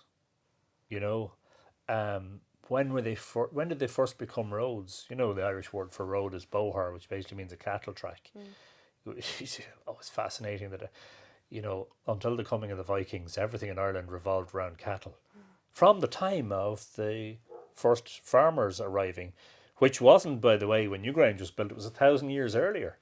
6,000 years ago, 4,000 BC.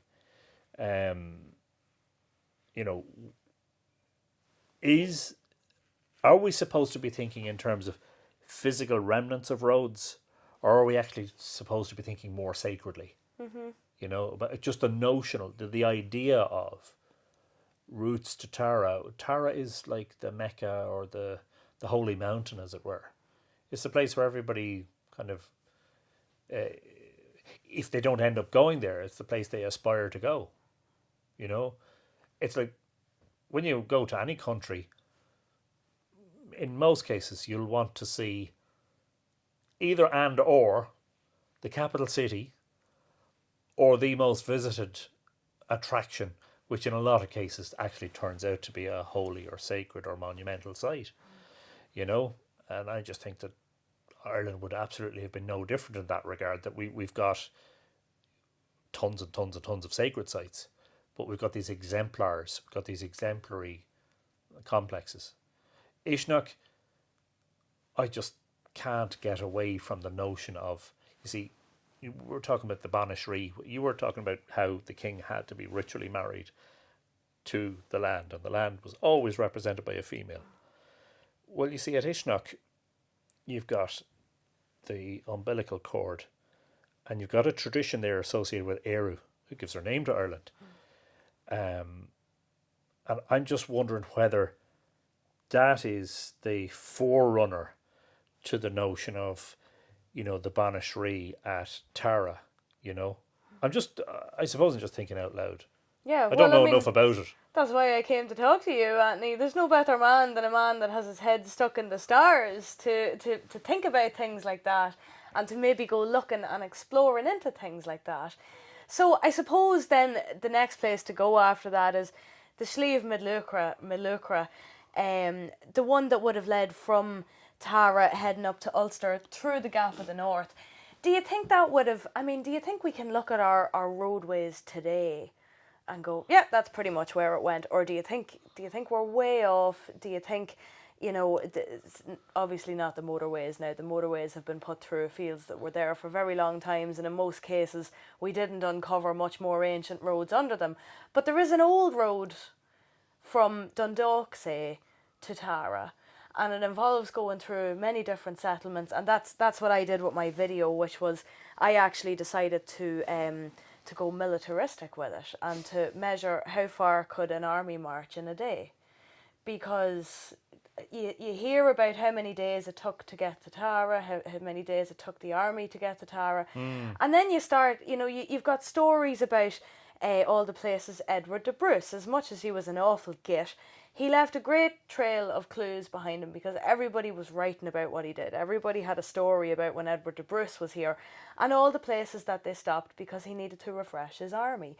And I tend to think in more practical terms. The fact that, it would have still been, up here, we try to avoid going to Dublin, the modern political centre, if we possibly can, but inevitably you have to go there at some point for something. And there would have been a route where you'd be able to get fed and watered, presumably on the way. One of the more commonly taken roads. Do you think that has changed with every generation, the way we've travelled there, or do you think there are remnants there from a much more ancient time? I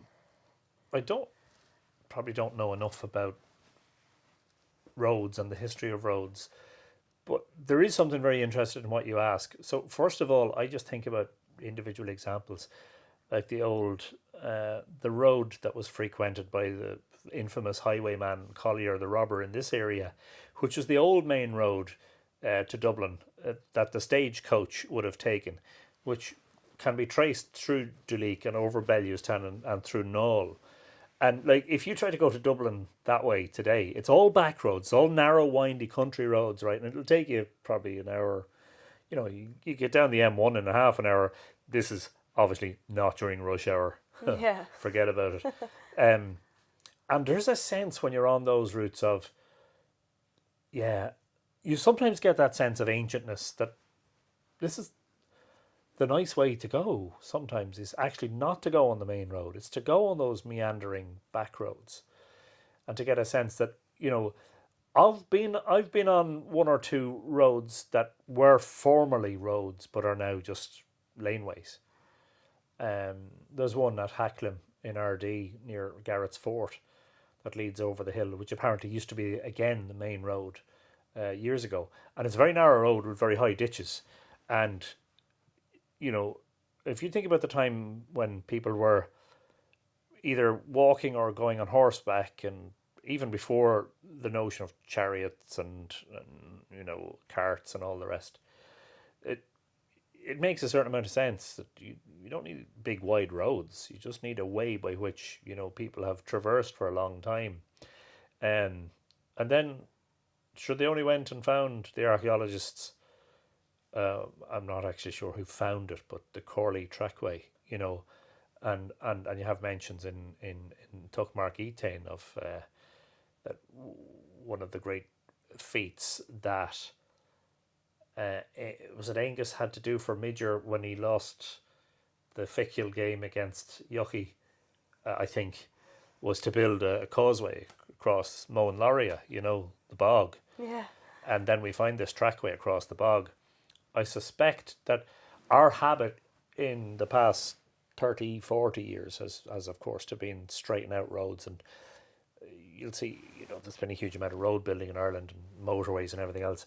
Our habit is now to build them straighter. And even where older roads have snaked around and gone up and down and all that, where, like, I'll give you an example. Right now, the Slane to Navan section of the N51, they're carving out through the landscape to straighten it up and widen it, because it unfortunately has seen a lot of fatalities over the years. So we're gradually losing that. Whatever. I mean, who knows how old some of those roads are? The idea that the Slea Milurcra went through Brunabonia is fascinating, because in that case there are no visible remnants of it. Not in the archaeological complex itself. There's nothing, I think, there that would suggest this is, part of an old road. What would you expect to find? There is a feature in the drought archaeology, and it has shown up over previous years at Brunabonia, which looks like it might be part of a road, and there's another raised routeway feature up near the Douth Henge, but I don't think they're part of Slea Milurcra. I think there might be something else, I love the notion, though, and it's this thing that I have seen in my lifetime. I've seen the first motorways in Ireland, the first roundabouts. I still remember going to places like Cork and Galway and Dublin. When I was a kid, when you went to Dublin, you passed through every town and village. Julianstown, Balbriggan, Swords and Santry, etc. All places that are bypassed now. So we're carving out the new landscape of roadways. But I like the idea that there are still some roads in Ireland that possibly are following the same route as they have been doing since medieval times, maybe even prehistory. I don't know how we're ever going to be able to sort of marry archaeological evidence with anything that might be in the myths, other than the way that I've done it in my own work, which is quite hypothetical. But there isn't at all, Annie. It's not evidence-based. We've great fun trying, like.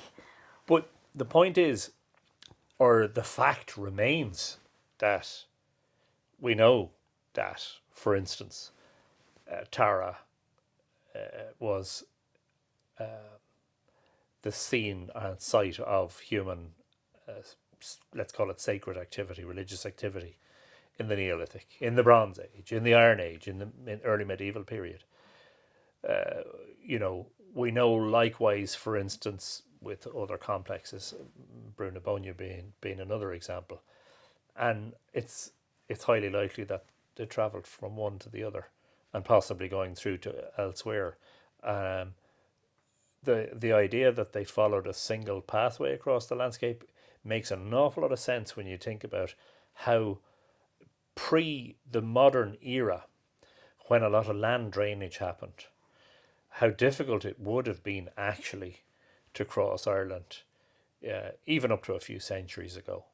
And when you consider the amount of deforestation that has actually happened since about 500 years ago, that you've got this land that's covered in forest, not in the medieval period, but still got a lot more forest than it has today, full of boggy marshlands, full of streams and rivers that need to be crossed.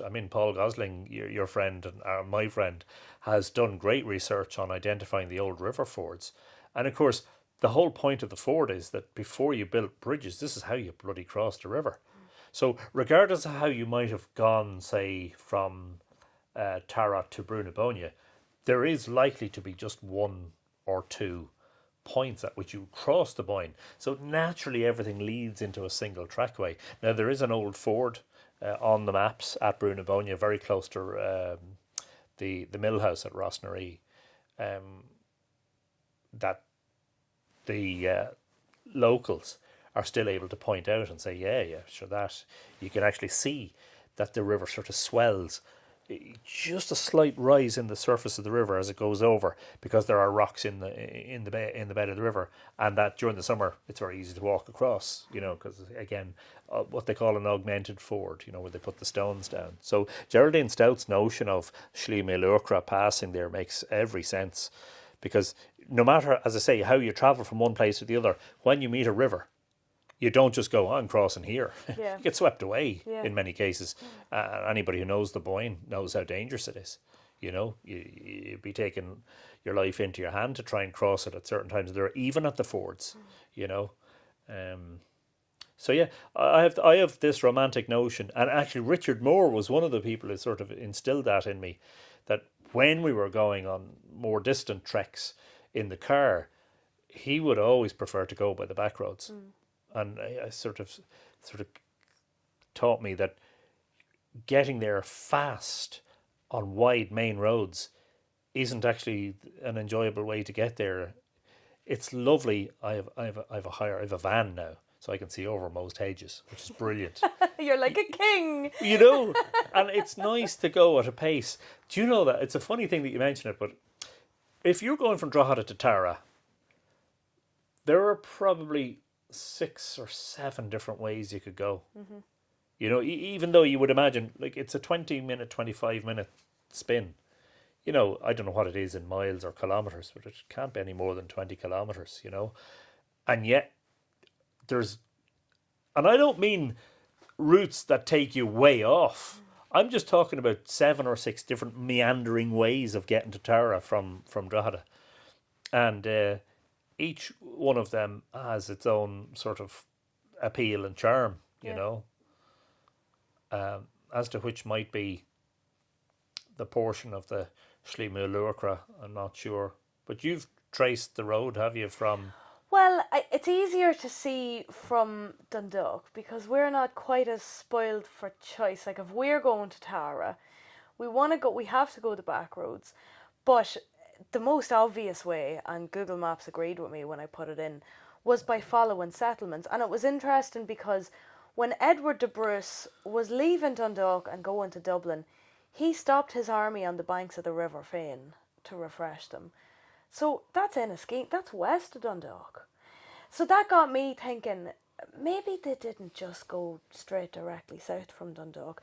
Maybe there were other centre points that were like crossroads, where you'd make your way there first, and then maybe there was a better road going that way, or so we kind of went from, where did we go, Dave? Enniskeane, Louth Village, Ardee, Slane, and it was like they're all within an army's days long marching distance from each other. Yeah. And I thought, well, certainly in medieval times, it's easier to imagine something that's, a lot closer to us, that this is the way that they might have gone, because they'd be stopping at monasteries to refresh themselves. That was a really popular choice. So, and Mellifont was on the route as well. Mellifont, of course, yeah. So it's, when you maybe it's because we have the benefit of having the greater distance between us and Tara, where you want to go the back roads, but you don't want to spend all day doing it, because that can very easily become that. So if you're looking for a direct sort of a route, the best way actually nearly still is to head west out of the town before heading south. That's interesting. Unless you're taking the motorway. And I was reading about this kind of thing, and things were forming in my head around the time I was listening to you talking about the alignments between the Hill of Fahart, Slane. Where's the third one? Well, Tara is on that Tara, alignment, yeah.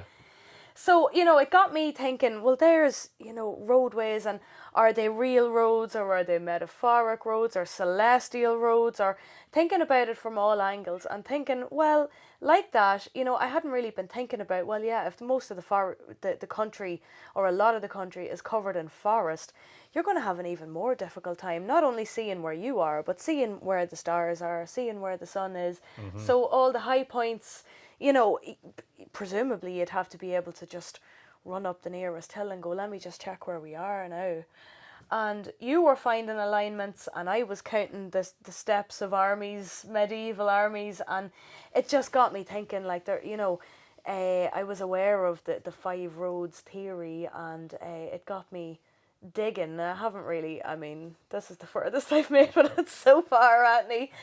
But it's interesting to think about, I think. And I'm really into, if I was me back when Tara was still the centre for political importance, if I had to cart my family down to Tara for whatever reason, let's say Daddy's getting hung in the morning for whatever, so we have to get down to Tara. How am I, right? Not as an army, just as a single person travelling. Maybe I have more vulnerable people with me.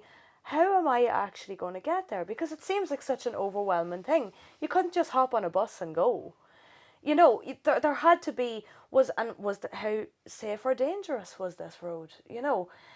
I think about, as a female, I think about the practicalities and all of the things I still have to think about before I leave the house today. But today we have a bit more convenience it's just with it, us men who go, what's the quickest way there? A to B. Yeah, let's go. Yeah.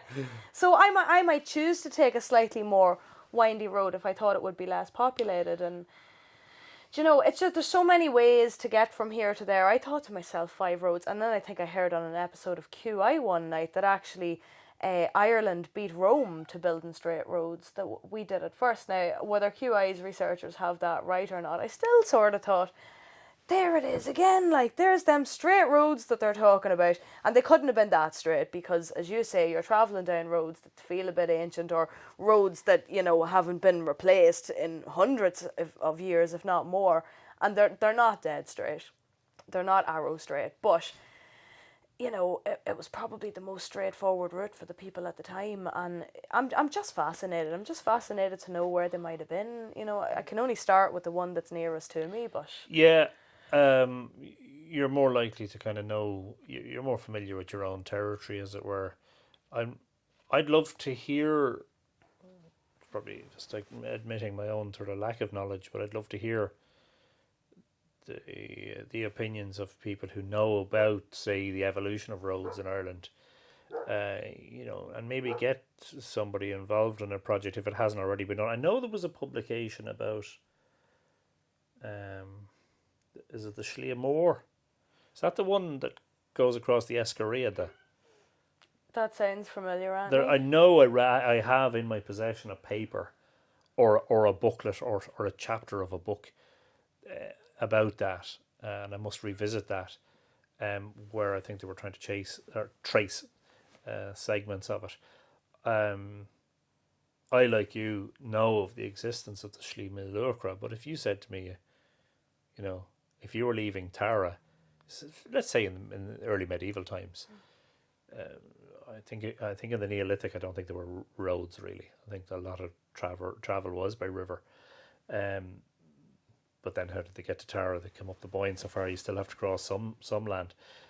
If you were going from Tara to, say, the Gap of the North, what is the most likely route of that? Based on all the things we've been talking about, but based mostly on, well, what was the obvious route to go in medieval times? What were the obstacles? What was the path of least resistance, as it were, Yeah. Well, the other thing I found was that there was also Neolithic findings most of the way up the route that we had traced that time. So that then started giving me confidence, I was like, even if I'm not on to something, it's still a very interesting coincidence, Well, I'm interested in, for instance, this is just, and it's a little bit of a side step from Schliamore, but one of the things that I've been asked by my groups that I bring to Loughcrew is when I talk about the white quartz. So we know that until recent times, 20th, 19th century, I think, 20th century, a lot of the cairns were covered in white quartz, and that was taken away to be used as dressings on graves, which is fascinating in itself. That there are still blocks of white quartz in the ground at Cairn G. You can see them outside the entrance. You can see them in various places. So some of the quartz is actually still there. I get stumped when somebody says to me, where did the quartz come from? Because I'm not sure.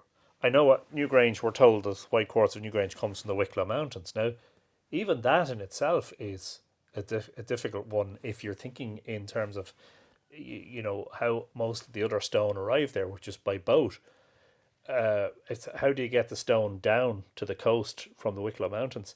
I've been told, I'm not a river, I'm not a boatsman or anything like that.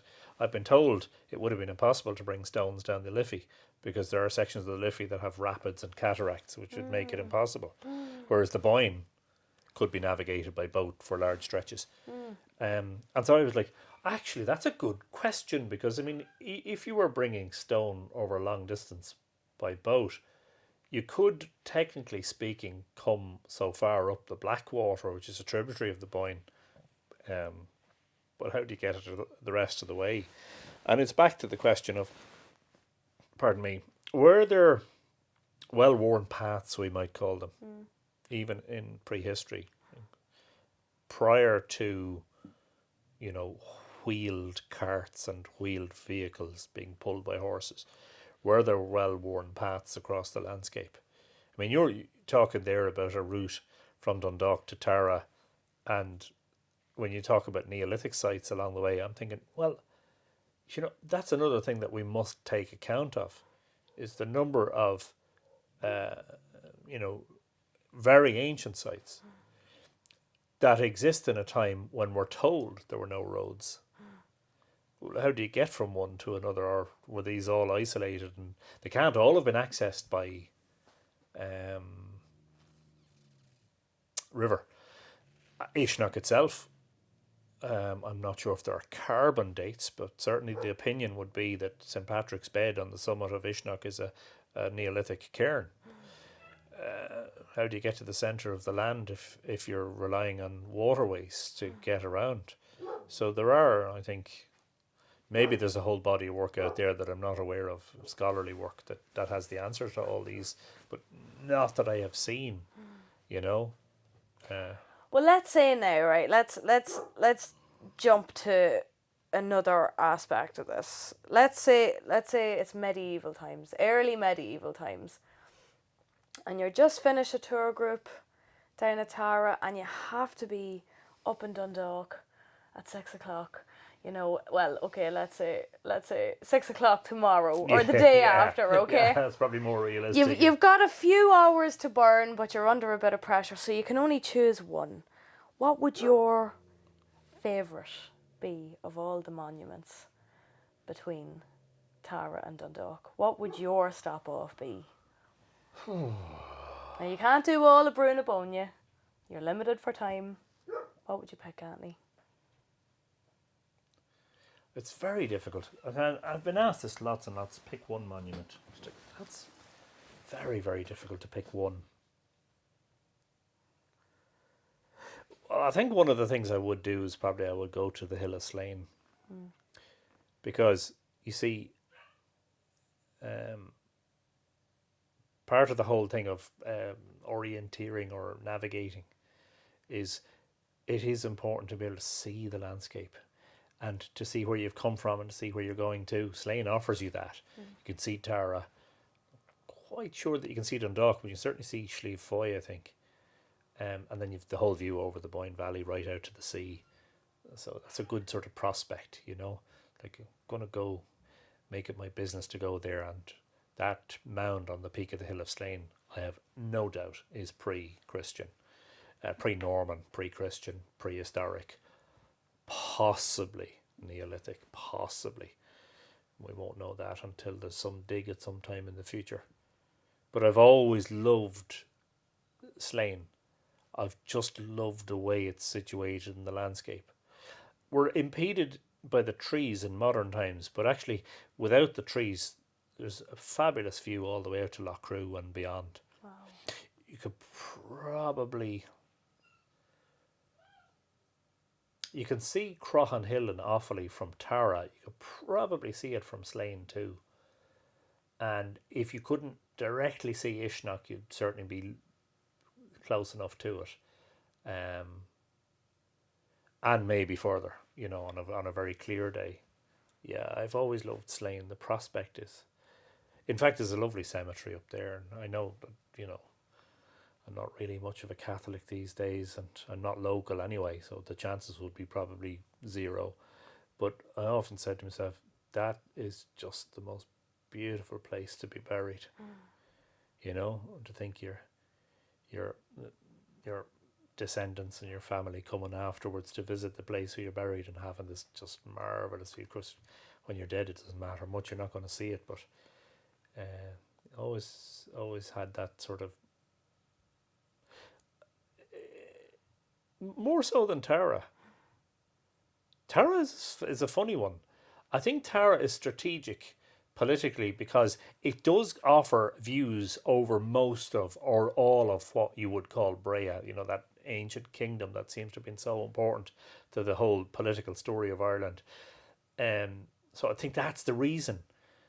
But beyond that, it doesn't have that, like Tara doesn't look like much from a distance. In fact, the only way I identify it is the trees that surround the cemetery there, the graveyard and the church. They can be seen, that clump of trees can be seen for long distances. Whereas Slane, so if you're at Lough Crew, right, this is a great example. If you're at Cairn G and you sit inside the chamber and look out through the doorway, you're actually looking at the hill of Slane in the distance. So in other words, the equinox sun is rising over the hill of Slane when it's shining into the Cairn G. And what's the story of Slane? The one that everyone knows? That's where Patrick lit the Paschal fire. Well, guess what? My view would be that is a pagan. That's a pre-Christian cosmological myth that's been taken by the church. Because what is the Paschal fire? It's the Easter fire. How do we calculate Easter? First full moon after the vernal equinox. And here we have a vernal equinox site looking at Slane with the fire, the sun, over it. It's just it's too much to be a coincidence. Then, if you move out of Cairn T and you go to Cairn U, the other small one over to the left, and you sit in its chamber and you watch the sun rising at Samhain and Imbolc, the beginning of winter and the beginning of spring, the last day, or towards the last day when the sun is visible. So these passages offer a range. If you move around the chamber, the passages offer a range of sunrises over a period of a few weeks. But sort of as the sun is disappearing to the winter, the last time it shines in, it's rising over the Mound of the Hostages at Tara. And the only reason I know that and discovered that was because I could see the clump of trees. Other than that, there's nothing about Tara. Whereas Slane is this noticeable eminence, Tara is sort of flat and just doesn't stick out for any. By the way, Uisneach is the same. From a distance, Uisneach doesn't look like any particular sort of, oh wow, yeah, this is clearly the sacred mountain because it's peaked. Or like, for instance, Slieve Donard, in the Mourns can be seen for 50 and 70 miles because it's got this conical, almost pyramid-shaped peak in much the same way as Croagh-Patrick can be seen for a long distance and has this distinctive shape. Now, Slane comes close to that in hill terms, whereas Tara and Uisneach are relatively flat. That was a very, very long answer to a very simple question. The last monument then I want to ask you about, up my way in Dundalk, Cuchulainn Castle is what we call it now, or Castlemount, or Dundalka, or whatever you want to call it. When did you first encounter that, Anthony, and what did you think of it? Oh, that would be probably around 2003, 2004. Richard and I would have visited together. First of all, I became highly suspicious of castle moats when I learned from Richard, first of all, and then other folklorists and etc., folk sources, that Millmount hadn't actually been built by the Normans as I had been taught in school. So the whole the idea, the teaching we had was that, we thought about the whole thing being built by the Normans, that moat and bailey, that before they arrive it's just a field, but no, in fact, what the Normans seem to have done in a number of cases is reused existing mounds and fortified them. Sure, it makes sense if you think about it. You've less manpower, needed to do it. So the first thing is I'm suspicious. I'm seeing a large mound with a castle on top of it, and I'm thinking Millmount, Castle Mount, Castle Moat. You know, Millmount was once known as the Castle Moat of Drogheda. You know, apparently built by the Normans. It's very impressive in terms of its size and its height. The siting of it is very interesting. Because if you think about it, Dundalk is a fairly flat town, say compared to Drogheda. So you go up to Millmount in Drogheda and you are actually on one of the prime spots in terms of visibility. If somebody's coming up that river in prehistory, if that's a prehistoric mount, they're like, okay, somebody's here already, because they could see it for quite a distance. And I think the same thing is true about now. If you stripped away all the trees and all the buildings, you actually have a clear view out towards the Castletown estuary, don't you? Yeah, you do. A sort of this commanding view over what is otherwise Dundalk itself, but the surrounding areas. I mean, the Fuse Mountains and Cooley and everything else. Obviously, the terrain changes and becomes more dramatic. You know, I was inclined to be looking for, you know, what's underneath, and hints of it. Just wondering about, you know. I'm totally just suspicious now about castle moats, and especially that tradition. You know, like we have annals, the annals of Ulster and the annals of the Four Masters, that tell us that the cave of the wife of the Gobon in Drogheda was raided by the Vikings in the 9th century. Now, it's a leap of faith to an extent to suggest that that's Millmount, but the argument is that, well, there's no either surviving monument or surviving account of a monument in Drogheda that might be a prehistoric burial mound or passage tomb, and so Millmount fits the bill. And I would be thinking exactly the same in terms of Dundalgan or Cuchulainn's Castle.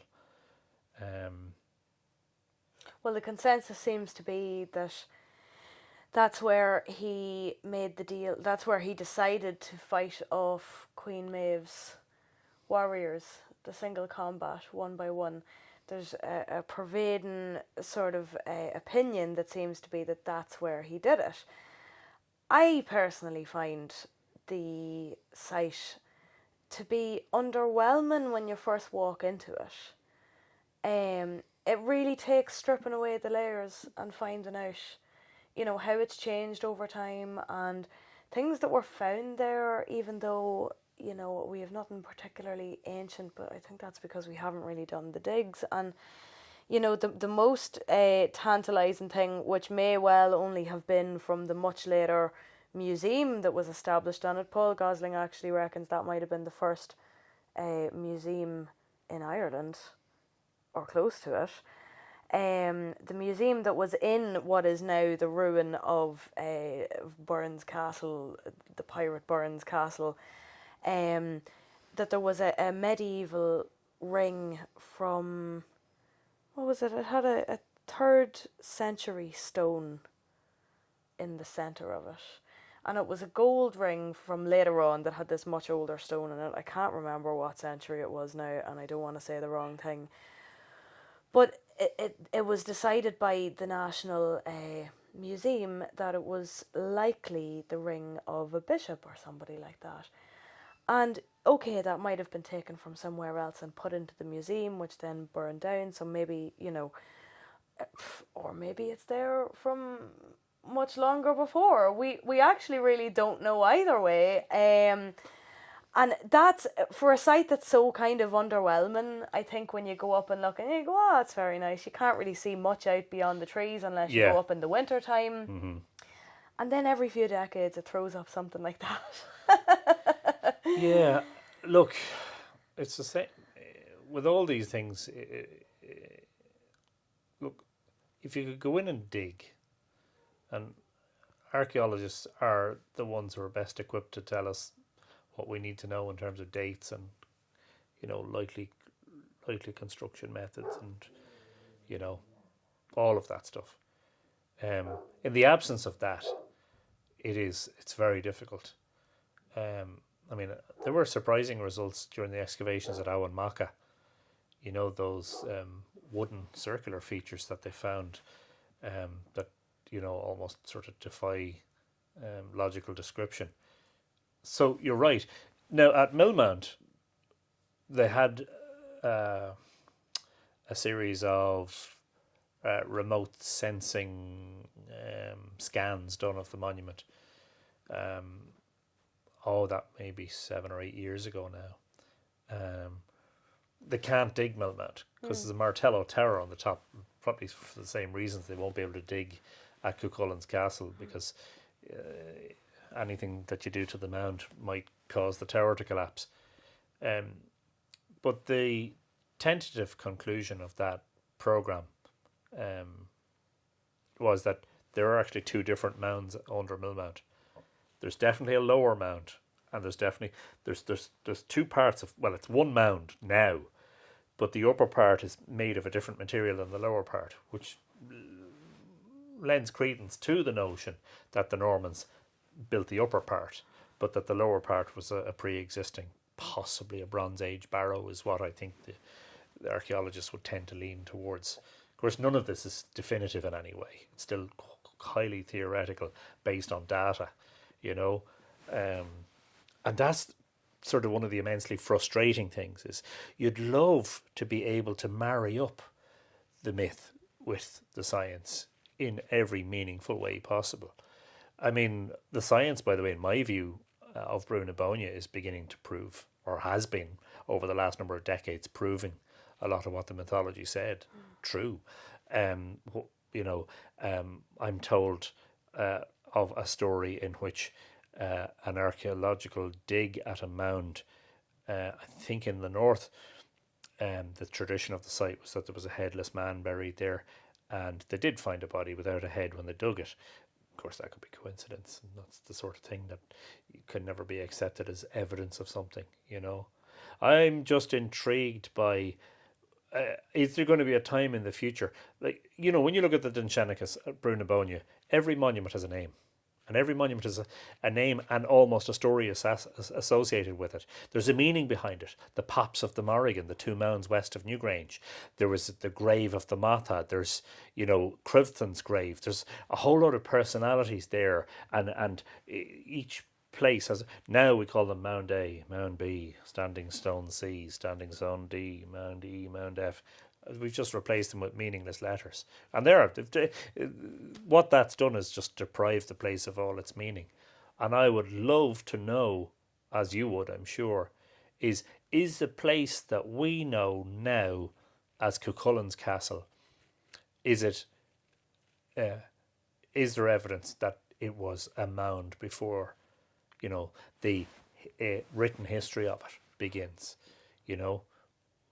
And how far does that go back into history, you know?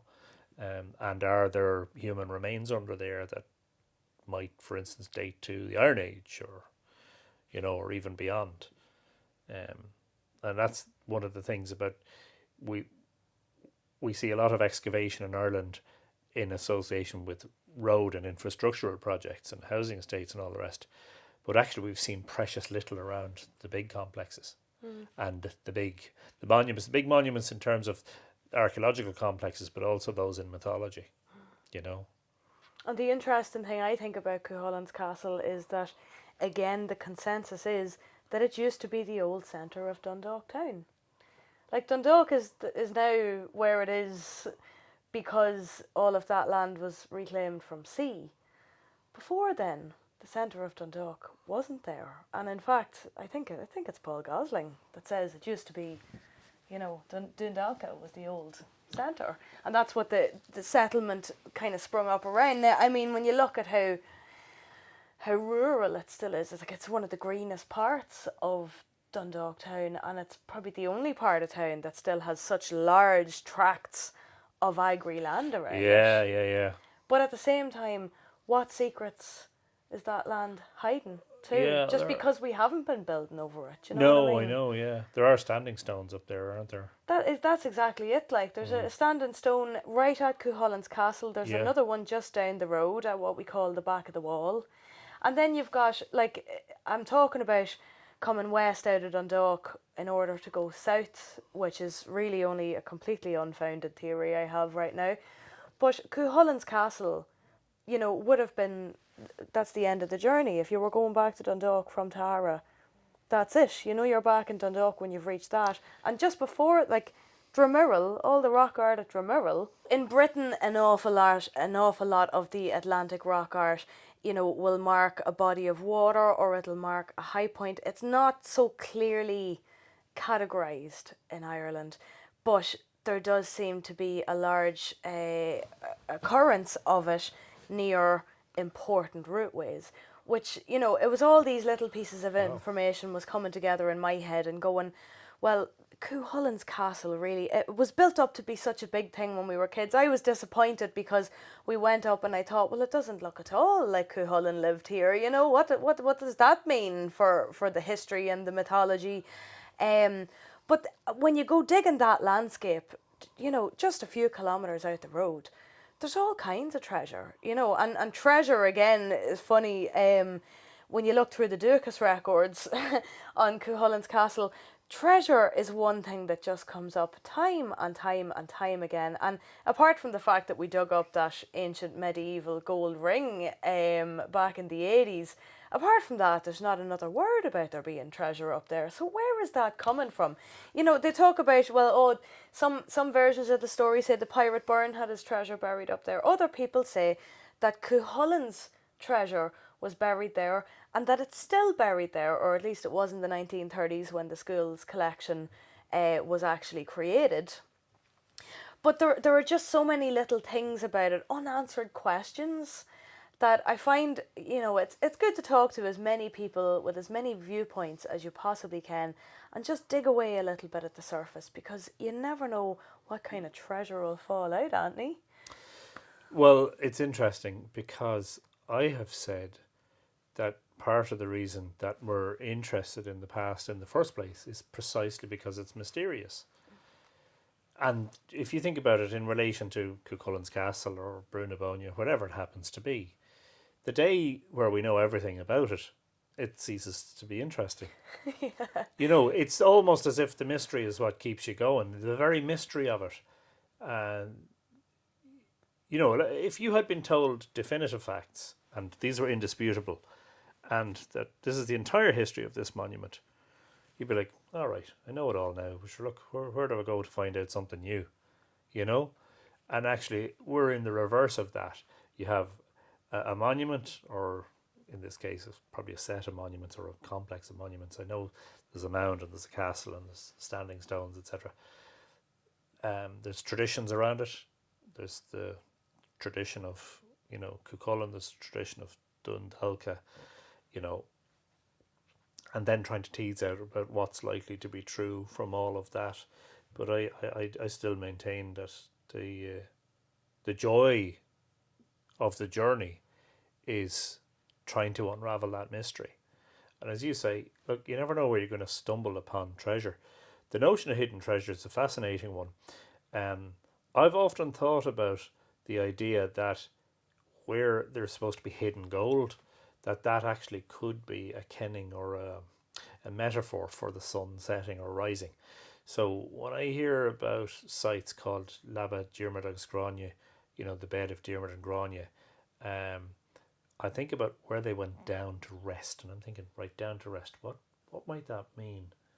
Is Diarmid the sun and Gráinne the moon? And is this a monument that points to a westerly horizon where at various points the sun and the moon might have been seen to set, you know, shining into it, as it were? In the same way as I think about Cuchulainn, or actually, sorry, Fionn McCool throwing standing stones, which is a tradition. Oh, Fionn threw that there from Slieve Gullion, or Fionn threw that from Tara, or Fionn threw that there from Uisneach. And then you're thinking, okay, so there's a standing stone here, and it was thrown from there, and what's that alignment if it is one? And this stone points here, which is maybe a solstice, you know. And then you're thinking about the notion of Cuchulainn throwing it, or I keep saying Cuchulainn, Fionn throwing it. In some cases it is Cuchulainn who's supposed to have thrown it. There's confusion sometimes. I think about Orion and the way he throws the sun and the moon and the planets along the ecliptic, because he has this arm in the ford where he's basically almost seen to be controlling what's happening, you know. And it could be the case that we think we're looking, not you and I'm talking about specialists, think they're looking in the obvious places for answers to old mysteries and unsolved questions about the past. But in fact, it may be that we should be looking at unlikely places, you know. One of the great difficulties is that when you pass down folklore, you may be speaking in parables, but unlike Jesus, you're not actually also interpreting those parables. You know, because not everybody understands what Jesus meant when he spoke a parable. Sometimes he had to explain it regularly. He'd say, you know, this is the meaning of the parable, and he'll explain it. Well, if you have the myth or the folk tale passed down for several generations, you may have lost the interpretive key that goes with it, which is this is what is said is its meaning, you know. And sure, who knows what we've lost. When you think about even the amount of changes there have been in Ireland, you know, politically and from the point of view of the church and everything else, since the monks wrote the myths down in the Middle Ages. And that is a short gap of time compared to when these stories are written down and where some of them had their origins in prehistory, you know. I say keep on the trail. It's a strange one, and I know a lot of specialists will slap their heads when I say this, but there is an intuitive aspect to it as well. Sometimes you follow hunches, and I mean, I'm not sure about your feelings on it, but I've had extraordinary coincidences, synchronicities happen, and I've also made some fairly fascinating discoveries. And in a lot of cases, there is that instinctual side. There's an intuitive, deep-seated thing about, you know, following a particular path, you know. And it's something that Philip Freund talks about in the book that's called The Myths of Creation, where he's basically talking about the myths from around the world. But in the concluding chapter, creation myths from around the world, in the concluding chapter, he talks about, among many other things, how we shouldn't be blinded by science. We shouldn't just accept. Now, that sounds like a conspiracy theory, and it isn't. Because a lot of people today are saying, do your research, and believing nonsense that they see on YouTube rather than sound science. But what he's saying is that there are many recorded instances of scientists who made great discoveries on the basis of hunches. That in fact, they decided to follow one particular avenue of inquiry over others instinctually. And that, if you think about it, goes against the scientific model, which is, you know, that you chart everything that you do, that there's a purpose, you know, reason for experiment, materials used, you know, outcome, conclusion, all that stuff. Justify everything. You know, well, why did you choose to look at the molecules of that particular atom? Yeah, I don't know, I just had a hunch that would lead me somewhere, you know. So or then the inventive hunches, you know, people following things on instinct, maybe getting it wrong, but then there being a massive coincidence that leads them to something else that's, you know, far greater and more magical than they set out even looking for in the first place. That's also a thing. yes. And I would say that you can only base your opinion in these matters. I don't believe these to be spiritual matters. I believe them to be more factual than spiritual, but you can only base your opinions on you should, on your experiences. Like, how many people blindly follow the teachings of a church because that's what they were brought up with. But how much of that have they directly experienced in their lives? So I speak as one who has encountered... I'll give you examples. When Richard and I were in the first couple of years of our research together, we would have long phone conversations and long in-person conversations. And Richard would say something like, I'm interested, do you know, he'd ask me a question about a particular character or a location or a monument. And I say, hang on a second, Richard, I'll go get And I grab a book, run back. This is before mobile phones. Imagine this is only like 21, 22 years ago. No mobile phones. And the phone was connected by wire to the socket in the wall. So I couldn't bring it round the house. I sat on the bottom step.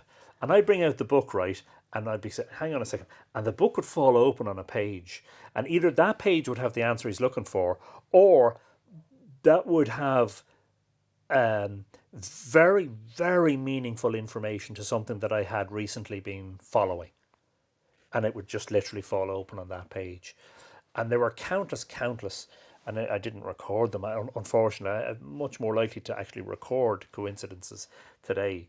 But then there were massive coincidences. Like the biggest one was meeting Professor Hicks at Millmount on the summer solstice in 2005, which the odds of that happening were so remote that you have a better chance of winning 100 million on the Euro Millions and then being killed in a jumbo jet crash. Literally they were the sort of astronomical odds against it. So there is that undeniable aspect to my own work that I think that is one of the things that separates me from a lot of the scientists and the scholars. Not that they haven't, and not to demean them in any way. In fact, the opposite will be the case. They'll be looking at me going, I can't believe he's gone down this avenue again. And that's fine. I can live with that. I'm at the stage now where I love this opinion which I heard from a friend, that he said to me, look, the way I think about it now is what you think of me is none of my business. That if they think personally that you're a bit of a crackpot or a bit off the wall, I don't care. I think I've done enough and I've made a significant enough contribution at this stage that actually none of that matters, because when I pare it down, that has been a combination of studious reading, landscape work, field work, a lifetime of experience of the stars and alignments and all of that sort of thing, and a healthy smattering of intuition, synchronicity, and what we might call a little bit of magic. So why would I apologise for it? Because that's what's real for me. That aspect of what I've done for the past 20 years, that synchronistic, happenstance, serendipitous stuff that has happened, and those hunches and that intuitive stuff, that is equally as important as the reading and the scholarship, and the talking to the real scientists who are doing, the archaeologists, etc., who are doing the physical science work. So, why would you change your... Cuchulainn, I have to be honest with you, I love aspects of the town. I love the fact that actually it's based around what I believe to be a very antiquated creation myth, in which a bull is dismembered and its parts make up the landscape, right? Don't like the wholesale slaughter and the blood and guts stuff. It's like, if you think about the difference with Morrigan between how Dagda treated her is not even a good word, how Dagda interacted with her and how Cuchulainn interacted with her. Dagda made love to her and had her blessing. She helped the Dananns in their battles against the Firbolg and the Fomorians. The opposite with Cuchulainn. He spurns her, and, she comes at him in different forms, and, he's got all that to beat off. And then when he's dying, she basically comes in as a crow and lands on his shoulder as if to taunt him. As I say, as Grania Rafferty, the storyteller, says on the Murals Trail, "Who's sorry now?" That song, "Who's sorry now?" But the bloodlust of Táin Cuchulainn is something that I wouldn't want us actually to have an identity around that. I wouldn't want Irish identity to be associated only with the story of the town. In fact, I think Irish identity would be much better associated with Éire, Eru and Amergin and their colloquy at Uisneach about how, if basically I'm adding to the story and paraphrasing, but she's basically letting him know that if we live in right relationship, everything will be fine. And I think that's the very core message of our own interaction with the planet that we live on, and it's more vital to the current times than ever. Well, I agreed with you there. Like, I kind of got as far as the end of the Pillow Talk chapter in the Tawn and kind of went, right, I don't really need the rest of that for what it is that I'm doing here. Because to me, the relevance was the husband and wife, and you know, and the marriage of equals, the balance. Yeah. And beyond that, I kind of went, well, it's really all just slaughter now, isn't it? Like, you know, it's the part where that intimate thing between the male and the female, or the man and the woman, you know, the king and the land. So many ways of looking at that where it's just so poignant, and it seems so important, that the bloodshed, it nearly seems like, I can see how, you know, they say that we've just stuck bits of all different stories together, and that kind of is what makes up the Tawn. It's been added to over centuries, and obviously when the monks were writing it down, medieval times, they loved a bit of murder back in medieval times, so I hear, Anthony. So, you know, I think there's also an element of the fact that entertainment of your listener is such a big part of storytelling, that what do you, like, we went to a rendering of the Tawn by the Candlelit Tales. Yeah. Just, was that last night? Last night in the Tawn Arts Centre. And, you know, the bits where you could see everybody perking up in the audience was when Cuchulainn's eye went big and he was wailing and he's about to kill 1 million people. Oh, this is the warp spasm. That's the warp spasm. You know, when he's doing all that, personally, I think that's just a way of getting little boys to listen to and remember this story, because hundreds of thousands of, you know, as well as it being a cautionary tale between respect for the land, respect for woman, respect for the balance and all of that. You know, I think they may have just leaned, and it's only my own opinion, I think they may have just leaned a wee bit into the bloodshed to ensure the passing on of the story, or, you know, you tend to embellish. What do you embellish when you're telling it to your son as opposed to what you embellish when you're telling it to your daughter? I think there's a lot of playing for the audience went into the Tawn as well. Yeah, like. I think so. In a way, it's a bit like watching a Marvel movie, that there is a plot and there are characters, but a lot of it is achieved through CGI, and you're just watching this endless sort of Kind of muddy looking, CGI, like, you know, yeah, muddy and bloody looking. I all blend. personally have been reluctant to do too much with the Tawn in terms of my own work. I don't want us, you see, Setanta and Cuchulainn, you know, are two different individuals. And really in Killing the Hound, you know, not only has he sort of encountered the beast that many heroes do in myth and overcome the beast, but there's a transformation that occurs there from innocent boy to warrior. And the warrior is doomed to die a bloody death, but in the meantime he's going to hack off as many heads as possible. Now, to me, it leans far too much into the sphere of violence and pointless bloodletting. You know, I much prefer to hear a story. I mean, battles, yeah, myth is full of them, fine, but just this endless, like, every day, and when you're not wasting away with sickness, or you're not, you know, what else do you do except for lop off people's heads and meet people in battle and kill your own brother, for God's sake? You know, I just wouldn't want us to have an identity around that. You know, Well, I think the obsession with Cuchulainn is probably a big part of what pulled me into myth, because I was like, who is he? Are we all going on about him because of the thing with the hound? You know, surely that's not his greatest feat. And then I went looking and I realised it was really just a list of, you know, oh, look how cool he is, you know, he's way better than you are. And I realised it was like, you know, one-upmanship. That, you know, Cuchulainn was just the one who was sitting on the top of the mound. But that's all. That's the concern of men. Women don't really care about stuff like that. So who were our heroes? It was the fact that Cuchulainn was the only one we ever heard about. That I kind of went, he can't be the be all and end all. Like he's such a shallow kind of character, and he's a git. He's an absolute scoundrel. There has to be more to Irish mythology than this, you know, and of course there is. Yeah, I do think it's interesting that. According to my own knowledge, which should be limited enough, but I believe that in folklore,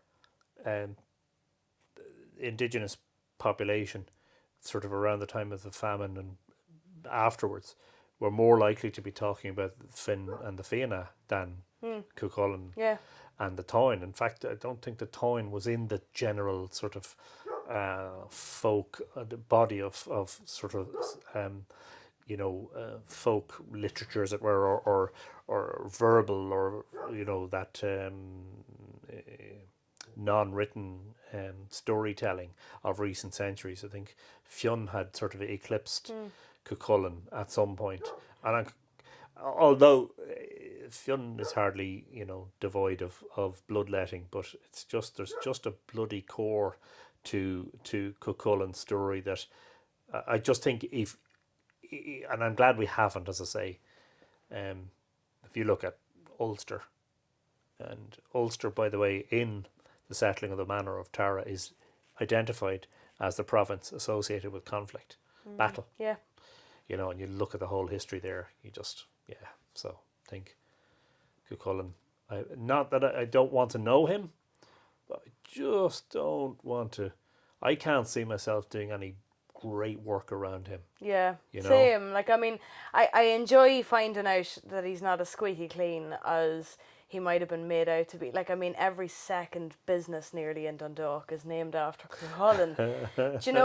He's really deified and put up on this pillar, and I love just being like, well, actually, he's a git. He's an absolute git, and he's not worthy of the amount of time that we put into him these days. He's not worthy of all our veneration, that there are much more interesting characters out there. People forget, actually, he killed his son.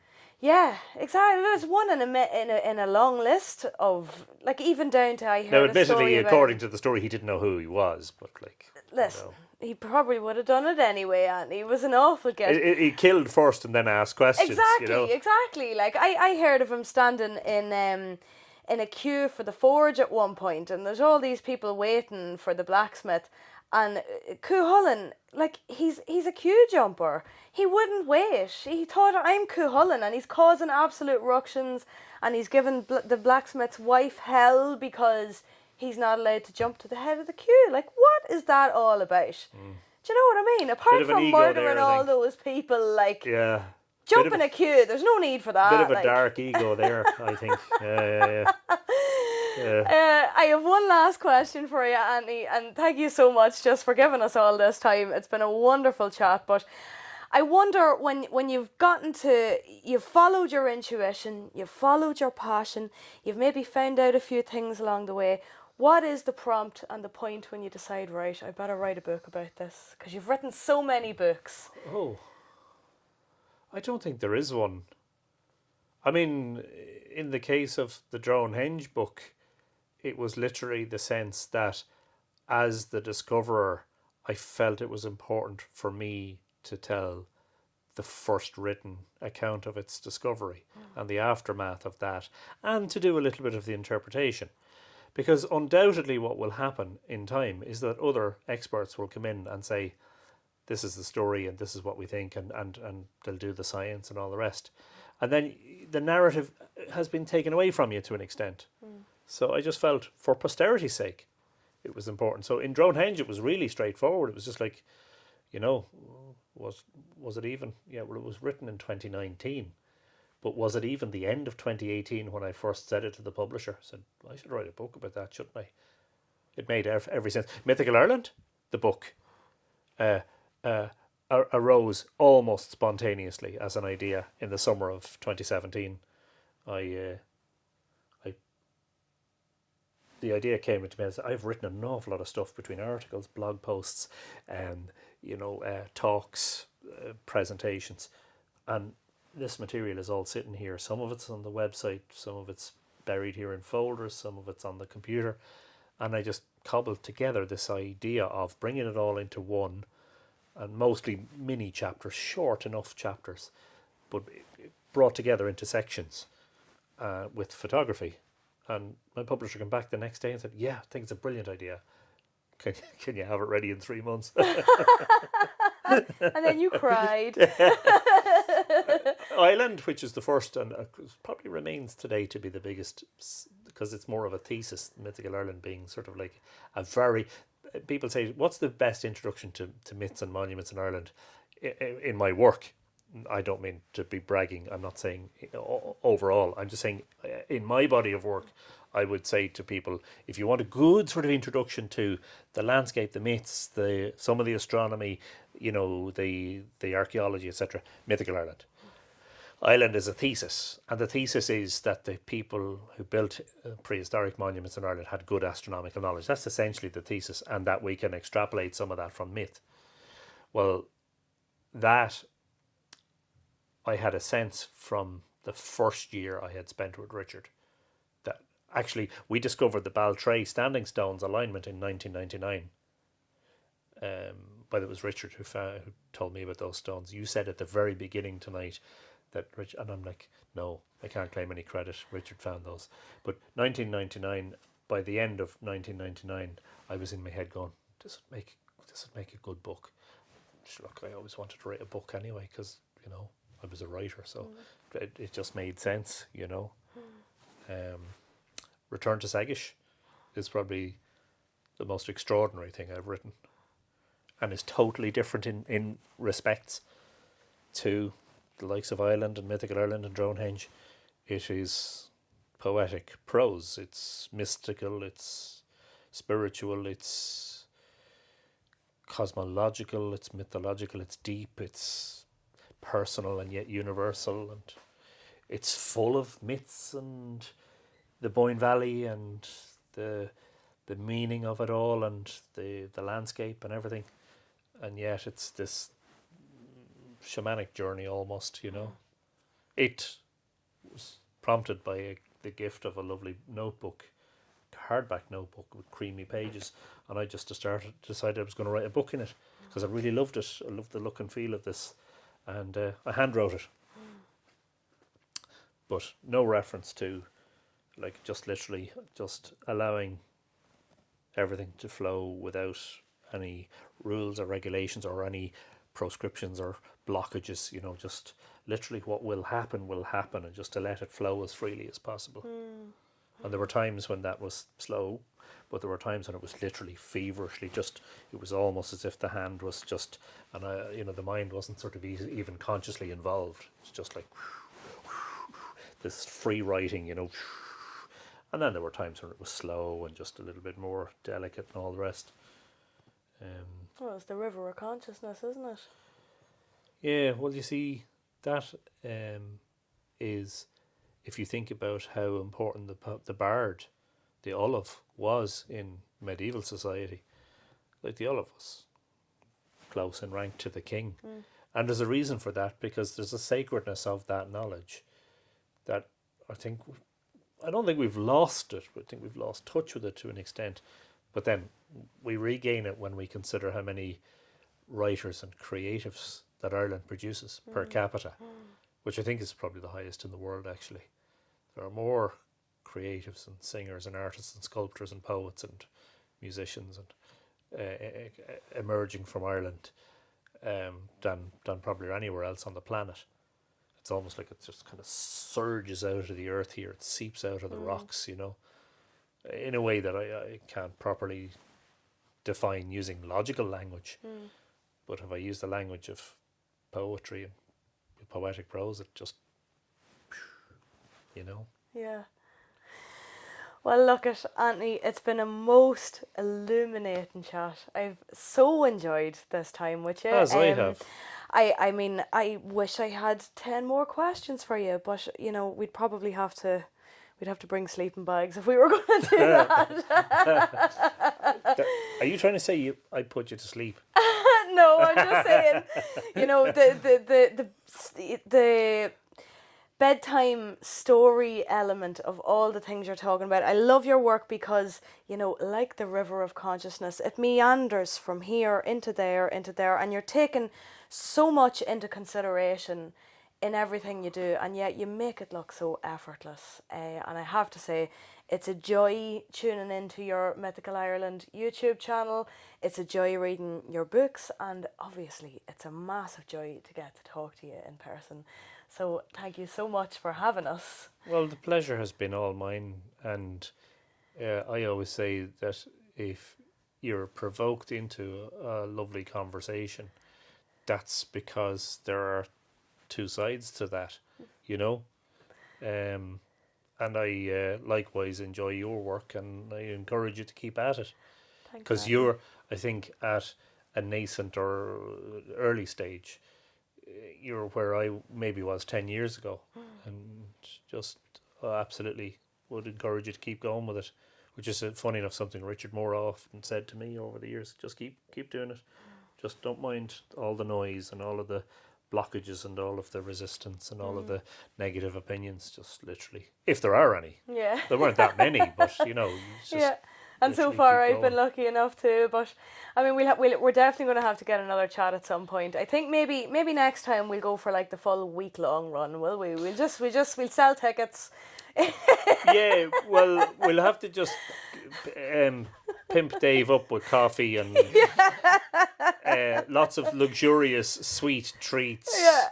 And, you know, somewhere nice to sleep, and just tell him we're doing a modern remake of The Power of Myth with Bill Moyers. And did you ever see that series? No. Bill Moyers and Joseph Campbell. Right. It was recorded at George Lucas's place, Skywalker Ranch, and it was a wonderful way of, you see, Campbell was very popular through some of his books, but some of the ideas expressed may have been a little bit out there for ordinary people, and it was just a wonderful way, this conversation between, you know, two cameras, simple setup, just like this, two cameras and two people in a room. And a Dave. Just keep it rolling, Dave, keep it rolling. This is the cog in the engine. I'm telling you, I often say, you know, people watch the likes of my Uisneach video where, or Uisneach, where we crawl down the cave belonging to the Morrigan that's said to be Ireland's Hellmouth, and I thought it would be a laugh when I had the waders on and the raincoat to put on the lipstick and the full face of makeup, because why can't you be a glamorous caver? And people are going, are you mad going down there? And I said, no, I'll tell you who's really mad is Dave, the intrepid cameraman, who's doing all the things I'm doing, but whilst carrying the gear. That's the really impressive feat, I have to say. You know, they never mentioned Bear Grylls as cameraman. Actually, that's a good point. I mean, whatever about setting up in a room like this, you know, bringing the gear down a bloody hole into the earth. Site visits are a whole other thing, like... You know, and I can carry a bag on my back, but one of us has to carry the camera, and it takes two hands usually to carry the camera as well. So poor Dave slipping and sliding, coming down, and but absolutely nailing it. He's hiding behind the camera. None of you can see him. But anyway, we're going to have to cut it off for there because it's getting dark outside. The evening's getting on, and we have taken enough of Anthony's time for one evening. So hit subscribe for more fun and witchy adventures. I upload regularly, and you're not going to want to miss it. Slán agus beannacht, goodbye and good luck to you.